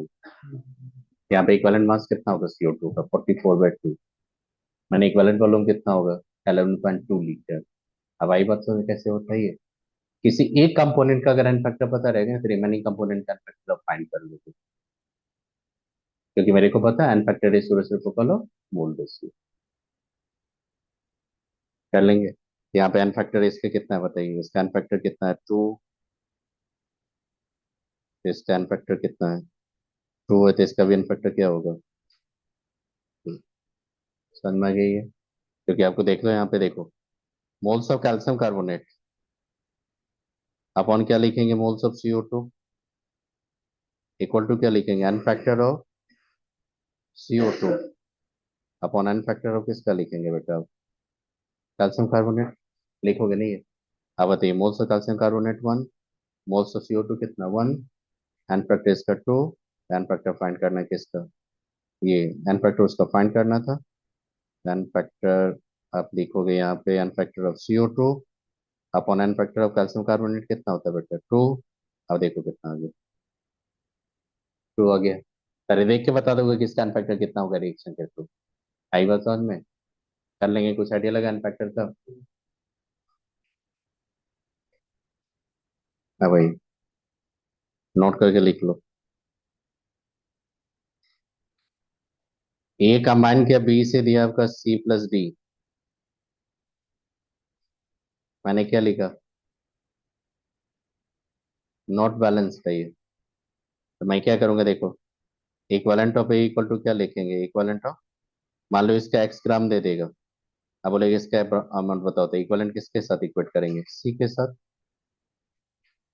आप क्या होगा बेटा बताओ? तो given mass of A upon equivalent mass of A, given mass of C upon equivalent mass of किसका हो जाएगा? C। एक भी अगर अननोन देगा और सारा कुछ आपको पता रहेगा तो नहीं फाइंड कर लेंगे। मैंने क्या किया? इक्विवेलेंट में इक्वेट कर दिया। कर लेंगे। और एक दूसरा क्या लिख रहा हूँ देखो, मान लो स्टेप 1 है, ए बी कंबाइन करके बना है C+G। स्टेप 2 में क्या बोल रहा हूँ देखो, C+E के साथ कंबाइन करके बना दिया F। इसका मैं एक्स ग्राम लूंगा तो मोल पूछूंगा किसका? F का। कितना स्टेप हो रहा है प्रोसेस? देखो स्टेप 1 का जो प्रोडक्ट है ना C, वो स्टेप 2 का क्या है? रिएक्टेंट। मतलब कि ये क्या होगा कि सीधा बोलेंगे यहाँ पे equivalent of A equal to equivalent of C। क्यों नहीं बोलेंगे? Equivalent of C equal to equivalent of F। देखो कुछ क्या इक्विवेलेंट ऑफ C था, मैंने क्या बोला? F। अब बीच से इसको क्या करेंगे? साइड कर देंगे सीधा, क्यों? मेरे को क्या मिला? Equivalent of A equal to क्या मिला आपको? Equivalent of F। अब मेरे को जो भी पूछेगा नहीं फाइंड कर लेंगे वहां से। रिएक्शन बैलेंस किया मैंने, कुछ नहीं किया। अब प्रोसेस, ये तो प्रोसेस समझ में आ गया ना आपका। अब देखो मैं एक चीज बता देता हूँ आपको। कर ली कॉपी है, तो समझ में आएगी इक्विवेलेंट का कैसे वर्क करोगे। अब देखो, क्वेश्चन नहीं है।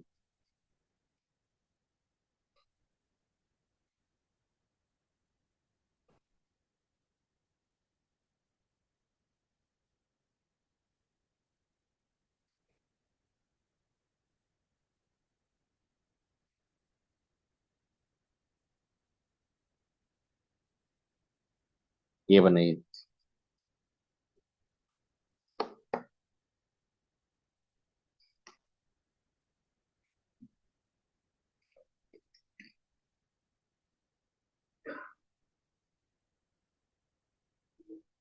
बोल रहे आपको 1.8 gram of metal oxide required, 833 ml of hydrogen at STP NTP STP ले लेना आप। To be reduce its to metal. होता है हाइड्रोजन, क्या होता है, रिड्यूसिंग एजेंट होता है। मेटलर्जी में पढ़ते हैं हम लोग, बहुत सारा मेटल ऑक्साइड को मेटल में रिड्यूस कर देता है, वही पूछ रहा है। Find the equivalent weight of the oxides end of the metal.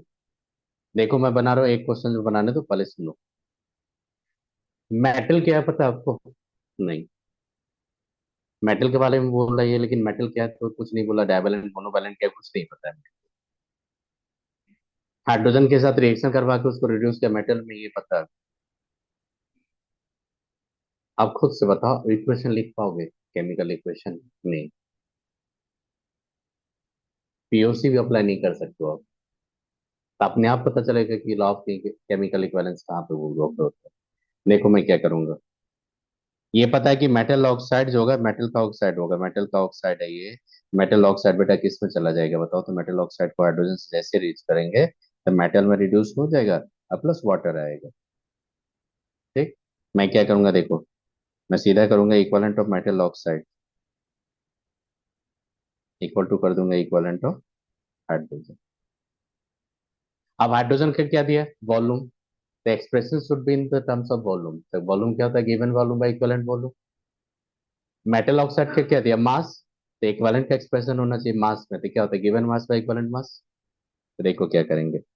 Given mass कितना? 1.80। इक्विवेलेंट मास किसका होगा? मेटल ऑक्साइड का।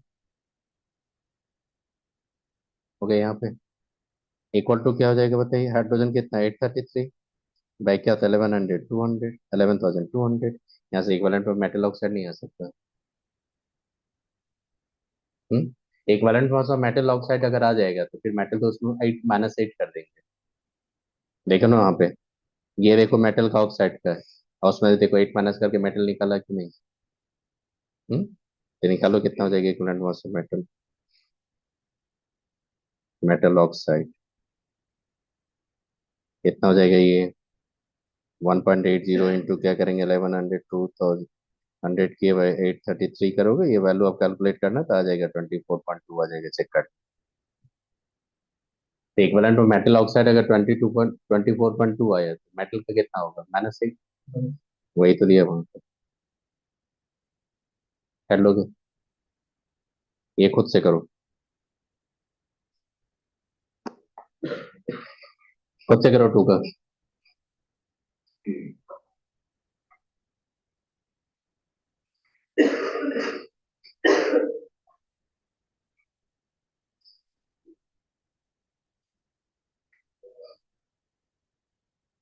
सर्टेन अमाउंट ऑफ मेटल हो तो इक्विवेलेंट मास कितना दिया होगा? 28। कितना डिस्प्लेस कर हाइड्रोजन? 0.7 लीटर। हाइड्रोजन में NTP from the seat, calculate the weight of, किसका बोले? Calculate the weight of metal. Equivalent mass of metal तो ही दिया आपको 28। वेट ऑफ मेटल फाइंड करना, करो। सीधा इक्विवेलेंट को इक्वेट कर दो। क्या लिखेंगे? Equivalent, equivalents of metal equal to equivalent of hydrogen. उसी में रिलेशन दिखा दो आप। वहां से डायरेक्टली देखो क्या हो जाएगा आपको। কত আসছে? চলে আসবে তো? এটা বুঝে जिसको थ्योरी थी। No need to balance reaction. Directly क्या करोगे? इक्विवेलेंट को इक्वेट करके निकल जाओ।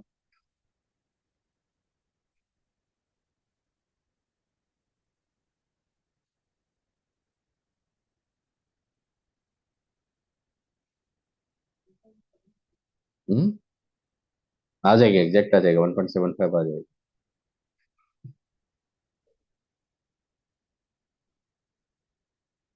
সন্দীপ বাবু বল কত হবে? 1.75 চলে আসবে তো? হ্যাঁ স্যার, ওয়ান হ্যাঁ। Point seven. হ্যাঁ, তো কি লিখবে? Equivalent of metal.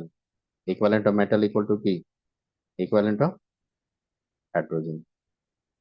No need to write the reaction, कोई जरूरत ही नहीं है मेरे को। मेरे को क्या बोल रहा है कि वेट ऑफ मेटल पूछ रहा है, और हाइड्रोजन डिस्प्लेस के कितना वॉल्यूम दे ही दिया अपने को। तो ये क्या होगा, गिवन मास तो एम ले लेंगे, इक्वलेंट मास क्या होगा 28, ये क्या होगा 0.7 बाई क्या होगा 11.2, क्योंकि मेरे को पता है 1 equivalent of hydrogen stand for 11.2। तो गिवन वॉल्यूम दिया होता 0.7 लीटर, तो इक्वलेंट वॉल्यूम क्या होता 11.2, डिवाइड कर दो अपने आप आ जाएगा। यहाँ से जब एक्स का एम का वैल्यू फाइंड करोगे तो कितना होगा 1.75 ग्राम आ जाएगा, चेक करना। कर लेंगे। सही बताइए।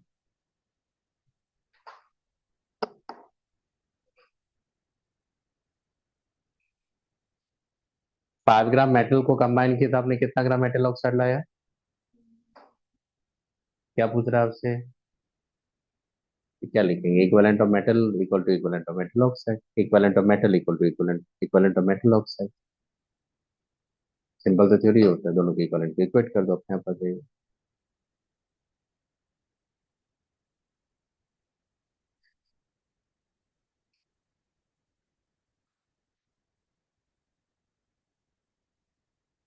देखो मेटल ऑक्साइड दिया ना यहाँ पे, गिवन मास 9.44 है, डिवाइड करोगे equivalent mass of metal oxide से, तो इक्विवेलेंट ऑफ मेटल ऑक्साइड क्या लिखोगे? Equivalent of metal plus 8। बोला था ना मैंने, बहुत हेल्प करेगा। ये क्या होगा, गिवन मास 5 है, 5 है इक्विवेलेंट मास मेटल कर देंगे, अब मेटल के इक्विवेलेंट मास फाइंड कर लेंगे।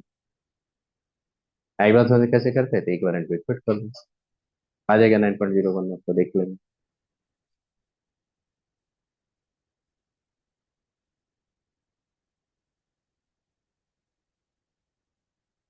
তো বাদি বল কত আসছে? 9.01। স্যার 40/4.4 আসছে। তাহলে ওটা 40 9.01 চলে আসবে তো, দেখ আদিত্য देखिए आ जाएगा कि नहीं? হ্যাঁ স্যার আসছে। আসছে तो 9.01 আসছে तो। हम्म। देखो अब क्या होता है ना कि जब आप क्वेश्चन बनाएंगे आपको तो ऑब्जेक्टिव क्वेश्चन पूछेगा, मतलब ऑप्शन बेस्ड पूछता है आपका। तो जब कैलकुलेशन करेंगे तो देखिएगा कि 9, आप ये पकड़ लिए कि 9 पॉइंट होगा, आप पकड़ लिए, और एक ही ऑप्शन दिया 9 पॉइंट का, तो उसको टिक करके निकल जाओ, फर्दर कैलकुलेशन करने का मतलब ही नहीं है कोई। क्योंकि आपको इंटीजर टाइप का क्वेश्चन ही नहीं पूछता, आपको तो पूछता ऑप्शन बेस्ड। कभी कभी क्या होता है, बड़ा कैलकुलेशन होता है तो एक्सपोनेंशियल फॉर्म होता है, उसका एक्सपोनेंट को साइंटिफिक नोटेशन में देख लो। और जैसे ही आपने पकड़ लिया 2 पॉइंट समथिंग होगा, तो 2 पॉइंट समथिंग का एक ऑप्शन होगा, निकल जाओ आगे, कैलकुलेशन ही नहीं करना। आपका जो क्वेश्चन आता है उसमें 50% कैलकुलेशन, तो बिना 50% क्वेश्चन, ये क्वेश्चन जब बनाओगे तो 50% कैलकुलेशन पे ही आप ऑप्शन पकड़ लोगे। आई बात समझ में? जब क्या होता है कैलकुलेशन करते हैं 9.01 आ गया तो 9.01 करने में आपको थोड़ा टाइम टेकिंग होगा। 9 तो समझ में आ गया आपको, 9 पॉइंट आ गई तो समझ में आ गया, तो एक ही ऑप्शन अगर 9.1 में रहेगा तो कभी निकल नहीं। आई बात समझ में? ये कभी देगा ही नहीं कि 9.25 भी देगा, 9.1 देगा, ऐसा हो ही नहीं सकता। बनाएगा फ्रेमिंग करता है 9.01 देगा तो आपको देगा कि 8.01 दे देगा, ऐसे करके मतलब डिफरेंस रखता है वो। तो पकड़ लेते हैं हम लोग। तो देखो ये क्या करेंगे, सीधा करेंगे equivalent of metal oxide equal to क्या हो जाएगा, इक्विवेलेंट ऑफ मेटल। बेटा बताइए, तो इक्विवेलेंट ऑफ मेटल ऑक्साइड का बात करेंगे तो 9.44 बाई क्या करेंगे, equivalent mass of metal plus 8, बताया था ना मैंने, इक्वल टू क्या करेंगे 5, 5 बाई क्या करेंगे इक्विवेलेंट मास ऑफ मेटल।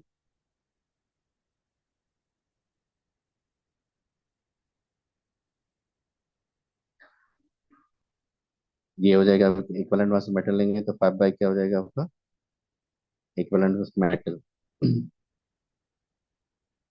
बस हो गया, कैलकुलेट कर लो वहां से। आई बात समझ में? कर लेंगे यहाँ तक, आए समझ में कैसे वर्क करोगे? और देखो एक क्वेश्चन बताता हूँ, देखते हैं यहाँ पे। देखो ये 4 करो।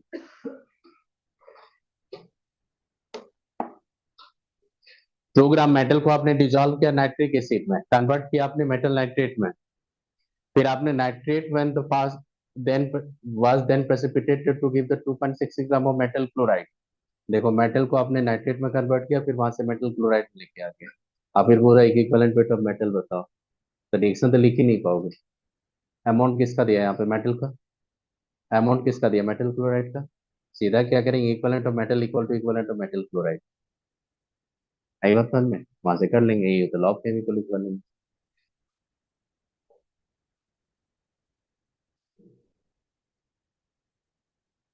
कर लो, equivalent of metal equal to equivalent of metal chloride, हो जाएगा ना ये। बैलेंस ही नहीं करना मेरे को, इक्विवेलेंट को इक्वेट करना। और इक्विवेलेंट ऑफ मेटल क्लोराइड जाएंगे तो क्या होगा, इक्विवेलेंट ऑफ मेटल प्लस क्या होगा, 35.5, बताया था ना आपको। बस इसी टाइप को क्वेश्चन करने के लिए बोले थे आपको। सल्फेट पे क्या लिखते हैं, इक्विवेलेंट ऑफ मेटल प्लस क्या होगा, 48। क्लोराइड का लिखेंगे इक्विवेलेंट मेटल प्लस क्या होगा, 35.5। ऑक्साइड का लिखेंगे इक्विवेलेंट मेटल प्लस क्या लिखेंगे, 8। आई बात समझ में, करो खुद से आप।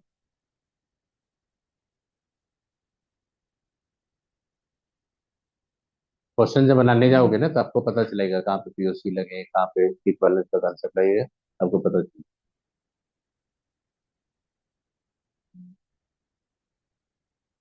तो लास्ट में तो 107 तो आ ही जाएगा ना, तो ये तो पता चलो ना, ऑप्शन रहेगा ना आपको, तो आपको एग्जैक्ट पे जाना नहीं, 107 आ रहा है ना आपका, बस इतना याद रखो ना, उसका 0.057 जो है वो तो आप पकड़ ही लोगे वहां पे ऑप्शन पे। मैं एग्जैक्ट कैलकुलेशन नहीं करवा रहा हूँ आपको। देखो यहाँ पे क्या करेंगे, ये मेटल था, मेटल कितना था, ये 2 ग्राम का। आपने उसको NO3 से ट्रीट किया, तो क्या है मेटल, नाइट्रेट। फिर उसको आपने ट्रीट किया किससे, क्लोराइड से, मान लो कि NaCl दिए होंगे या कुछ दिए होंगे, किसी का क्लोराइड दिए तो मेटल क्लोराइड का प्रेसिपिटेट होता है।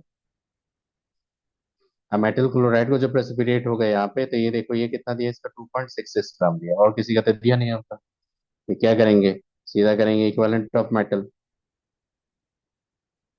इक्वल टू इक्विवेलेंट ऑफ क्या करेंगे, मेटल क्लोराइड। अब इक्विवेलेंट ऑफ मेटल जाएंगे तो 2 बाई क्या हो जाएगा, इक्विवेलेंट मास ऑफ मेटल,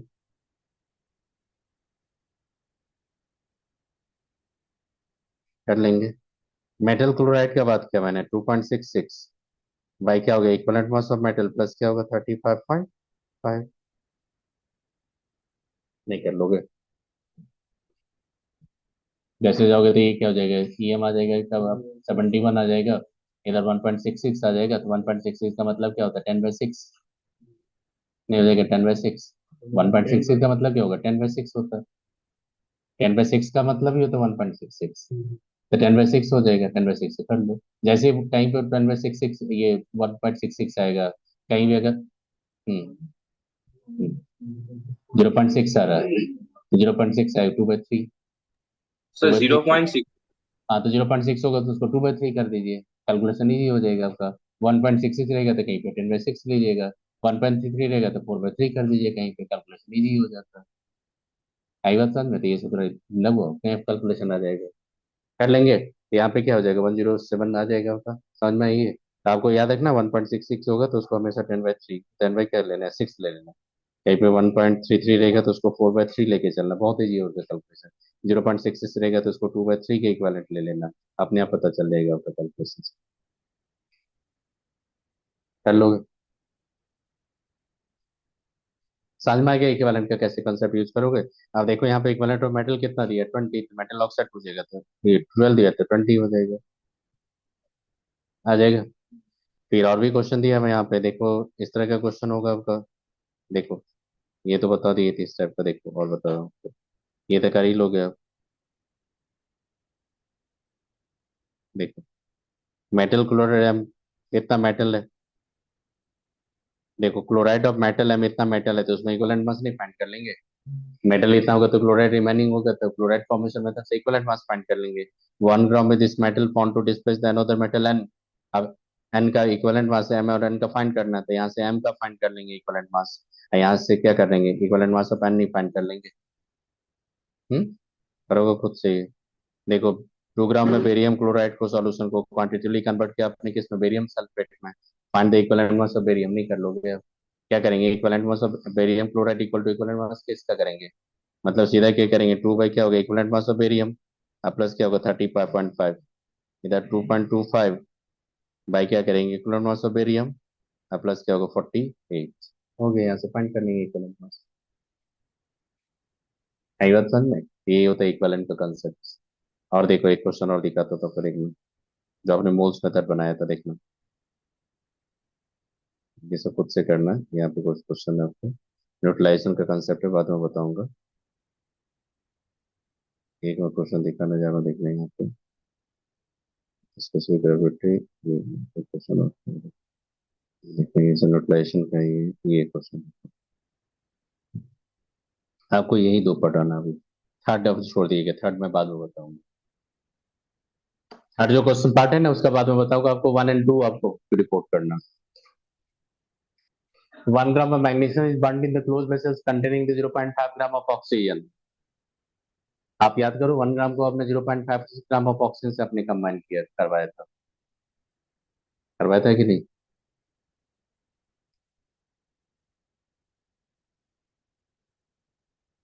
देखो मैं कैसे करूंगा, सुनो। देखो कैसे करूंगा, इक्वलेंट ऑफ मेटल मैग्नीशियम जाऊंगा तो बताओ कितना इक्वलेंट होगा, 1/12। पता चल रहा नहीं?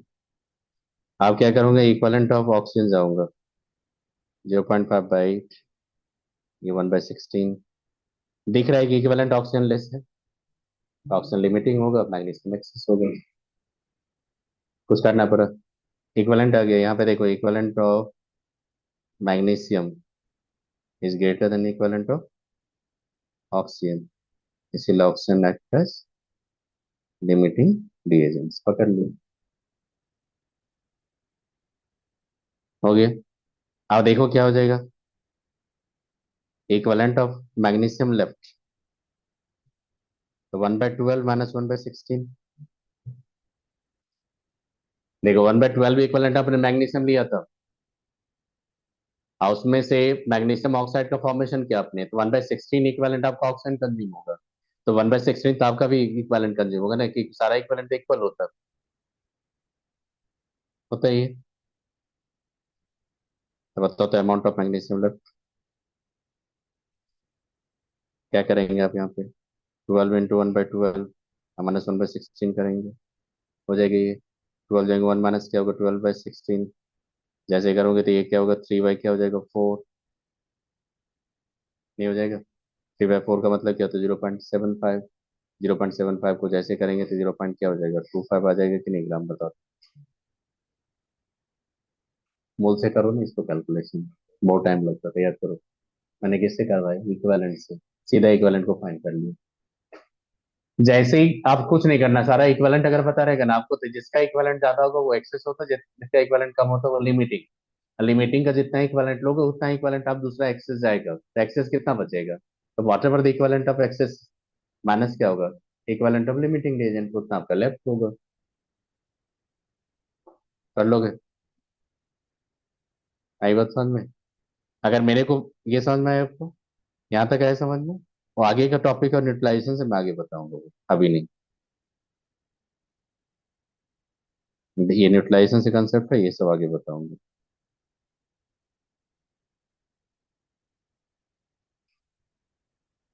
देख रहा क्वेश्चन मिल जाए तो करोगे। स्पेसिफिक हीट का बता दूंगा अभी, न्यूट्रलाइजेशन का बता दूंगा। क्या था, लॉ ऑफ रेसिप्रोकल प्रोपोर्शन था। हम्म,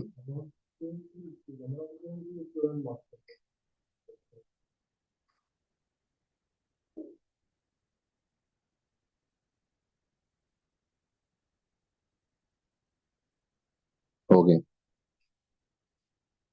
इक्विवेलेंट खत्म, नॉर्मलिटी समझ में आ गया, कैसे law of chemical equivalence apply करोगे समझ में आ गया आपको, कैसे इक्वेट करना, कर लेंगे। अब लिखो, लिखो तो क्वेश्चन लिखो। लिखो तो find the amount of KClO3,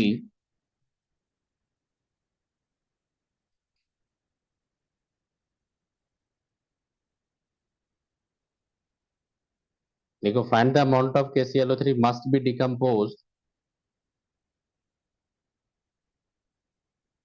to convert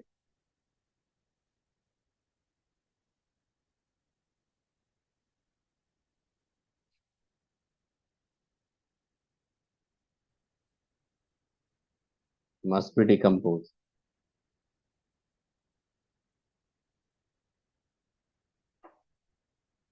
To convert 27 gram of aluminum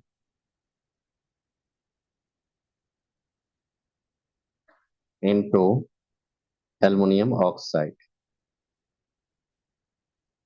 बेटा इसको इक्विवेलेंट से अगर करने जाओगे तो आप फंस जाओगे. ओके सुनो, KClO3 को जो तोड़ते हैं वो रेडॉक्स होता है. देखो स्टेप 1 जो मैं लिख रहा हूं देखना. 2 KClO3 जैसे इसको तोड़ेंगे तो कुछ 2 KCl आएगा प्लस 3O2 आएगा. यहाँ पे ऑक्सीजन आया.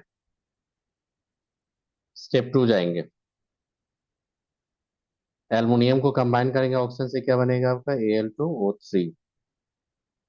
अब रिएक्शन को बैलेंस करेंगे तो आपके पास देखो क्या करेंगे. 2 एल्युमिनियम होगा तो 3/2O2 कर देंगे. अब बताइए ये कितना मोल लिया था आपने?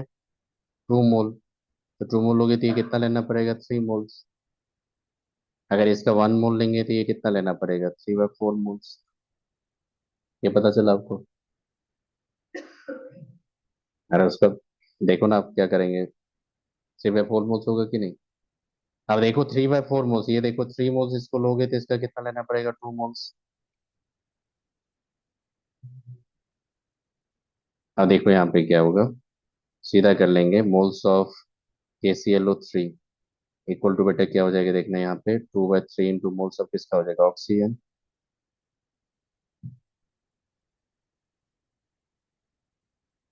आप कितना मोल अल्यूमिनियम को ऑक्सीडाइज कर रहे हो? 1 मोल को. 27 ग्राम लिए थे ना, तो 27 ग्राम स्टैंड फॉर 1 मोल. रिएक्शन में देखो 2 मोल को ऑक्सीडाइज करने के लिए कितना मोल ऑक्सीजन चाहिए? 3/2 मोल. तो 1 मोल को ऑक्सीडाइज करने के लिए कितना ऑक्सीजन चाहिए? 3/4 मोल्स. अब ये 3/4 moles must be from the KClO3 decomposition. तो आपको कितना अमाउंट होगा? आप क्या करेंगे? KClO3 ऑक्सीजन का मोल्स यहाँ से देता है, उसको मोल को इक्वेट कर देंगे वहां पे. तो जैसे इक्वेट करेंगे तो ये क्या होगा? 2/3 इंटू क्या हो जाएगा? 3/4. जैसे जाओगे 3 3 कैंसिल हो गए तो इसका मतलब हाफ मोल. आई बात समझ में? अमाउंट ऑफ KClO3 कितना हो जाएगा बता दो तो. हाफ मोल है, इसका मोलर मास होता है 122.5 ग्राम. तो नहीं कर लेंगे वहां से वैल्यू. आई बात समझ कैसे करोगे? हम्म. तो अब वो लोग यहाँ पे इक्विवेलेंट का कंसेप्ट लेते थे, क्यों नहीं बनता? तो एक्चुअली क्या होता है, KClO3 को जब डिकम्पोजिशन करते तो वो रेडॉक्स है. क्या वो रेडॉक्स है? अगर वहां पे KClO3 का इनफैक्टर आप एज ए सॉल्ट अगर 1 लेके चलोगे तो आपका कैलकुलेशन डाउन हो जाएगा. वहां पे KClO3 का इनफैक्टर आपको 6 लेना पड़ेगा. इसीलिए जब वो रेडॉक्स पढ़ोगे उसके बाद समझ में आएगा. अभी आप रेडॉक्स नहीं पढ़े हो, इसलिए जहां भी देखना डिकम्पोजिशन अगर रेडॉक्स हो गया, कॉम्बिनेशन अगर रेडॉक्स होगा वहां पे, और इस टाइप का 2 सीक्वेंस का रिएक्शन होगा आपका, तो आप अवॉइड करना लॉ ऑफ केमिकल इक्विवेलेंस. आई बात समझ में? जब रेडॉक्स पढ़ेंगे तब यूज करो, कोई प्रॉब्लम नहीं. अभी यूज मत करना. नहीं, मल्टी स्टेप रिएक्शन में देखना कि नॉर्मल डबल डिस्प्लेसमेंट है या नॉर्मल ऑक्साइड ऑक्साइड का फॉर्मेशन है. तो ऑक्साइड का मेरे को पता है कि अनफेक्टेड क्या होगा, ऑक्सीडाइज होके मेटल ऑक्साइड बनाएगा तो पता है मेटल ऑक्साइड का क्या होगा. मेटल इक्विवेलेंट में मेटल प्लस क्या होगा? 8. सल्फेट बनाएगा तो मेरे को पता है इक्विवेलेंट में मेटल प्लस क्या होगा? 48. वो सब पता है मेरे को. कार्बोनेट को पता है मेरे को, क्लोराइड को पता है. लेकिन उसी क्लोराइड से आपको अगर तोड़ोगे ऑक्साइड क्लोराइड में तो रेडॉक्स हो जाता है. तो वहां पे इक्विवेलेंट का कंसेप्ट मत यूज करना भी आप. क्वेश्चन भी नहीं मिलेगा आपको. जो भी क्वेश्चन मिलेगा, जितना भी मैंने एरिया लिया आपका एसिड बेस स्टैटिस्टिक्स, उसी से क्वेश्चन पूछेगा. कर लेंगे ये. अब क्या था? Law of reciprocal proportion. Hmm. लिखो. टाइम तो हो गया. रेसिप्रोकल प्रोपोर्शन लिख लो, 2 लाइन लिख लो. देखो क्या होता है.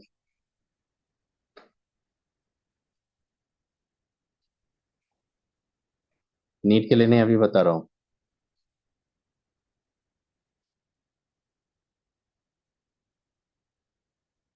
नॉट फॉर नीट, नहीं पूछेगा आपसे. व्हेन 3 एलिमेंट्स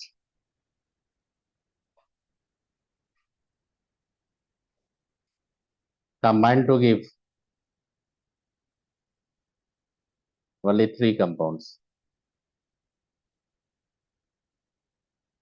तो उसी को क्या बोलते हैं, वो क्या स्टेट करता है, लॉ ऑफ रेसिप्रोकल प्रोपोर्शन। अब इसको ऐसे दिखा देते हैं, देखो एक फिगर के थ्रू दिखाते हैं। कार्बन हो गया, हाइड्रोजन हो गया, ऑक्सीजन हो गया, ABC करके दिया था आपको क्वेश्चन में। कार्बन हाइड्रोजन को कंबाइन करेंगे तो क्या बनेगा, CH4। इसको ऑक्सीडाइज करोगे तो CO2, इसको करोगे तो क्या होगा, H2O। आप क्या करेंगे, mass of carbon to mass of hydrogen जाएंगे बेटा, कितना है, 12/4, that is 3। Mass of carbon to mass of oxygen जाएंगे, कितना है बेटा बताइए, 3/8। 1 और 2 को डिवाइड कर दो, क्या आएगा, मास ऑफ ऑक्सीजन में मास ऑफ हाइड्रोजन आ जाएगा।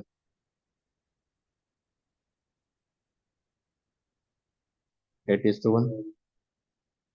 Now when hydrogen and oxygen combine separately, अब सेपरेटली कंबाइन कर रहा है वो, तो क्या बन रहा है वो, सेपरेटली कंबाइन करने के बाद क्या बनाया वो, वाटर बनाया। अब यहाँ पे mass of oxygen to mass of hydrogen बताइए कितना हो जाएगा, 8:1।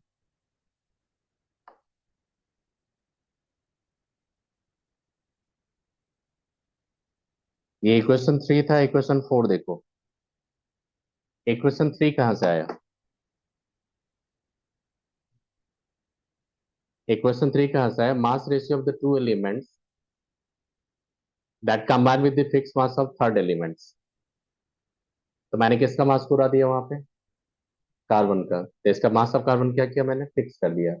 अब कार्बन के साथ मैंने किसको कंबाइन किया, ऑक्सीजन के, कार्बन के साथ किसको मैंने कंबाइन किया, हाइड्रोजन को। अब mass ratio of carbon hydrogen oxygen मैंने कार्बन के रिस्पेक्ट में ले लिया। Now this carbon hydrogen now allowed to combine separately, तो क्या बनाएगा, water. Now you have to take the mass ratio of oxygen to hydrogen. Now this two ratio either to be same or simple multiple ratio. This is called law of reciprocal proportion. आई बात समझ में, वहां पे क्या था, एक element लिया था A ग्राम, एक B ग्राम, उसका C ग्राम, को फिक्स किया था, फिर दोनों को सेपरेटली कंबाइन करने के बाद रेशियो फाइंड किया था।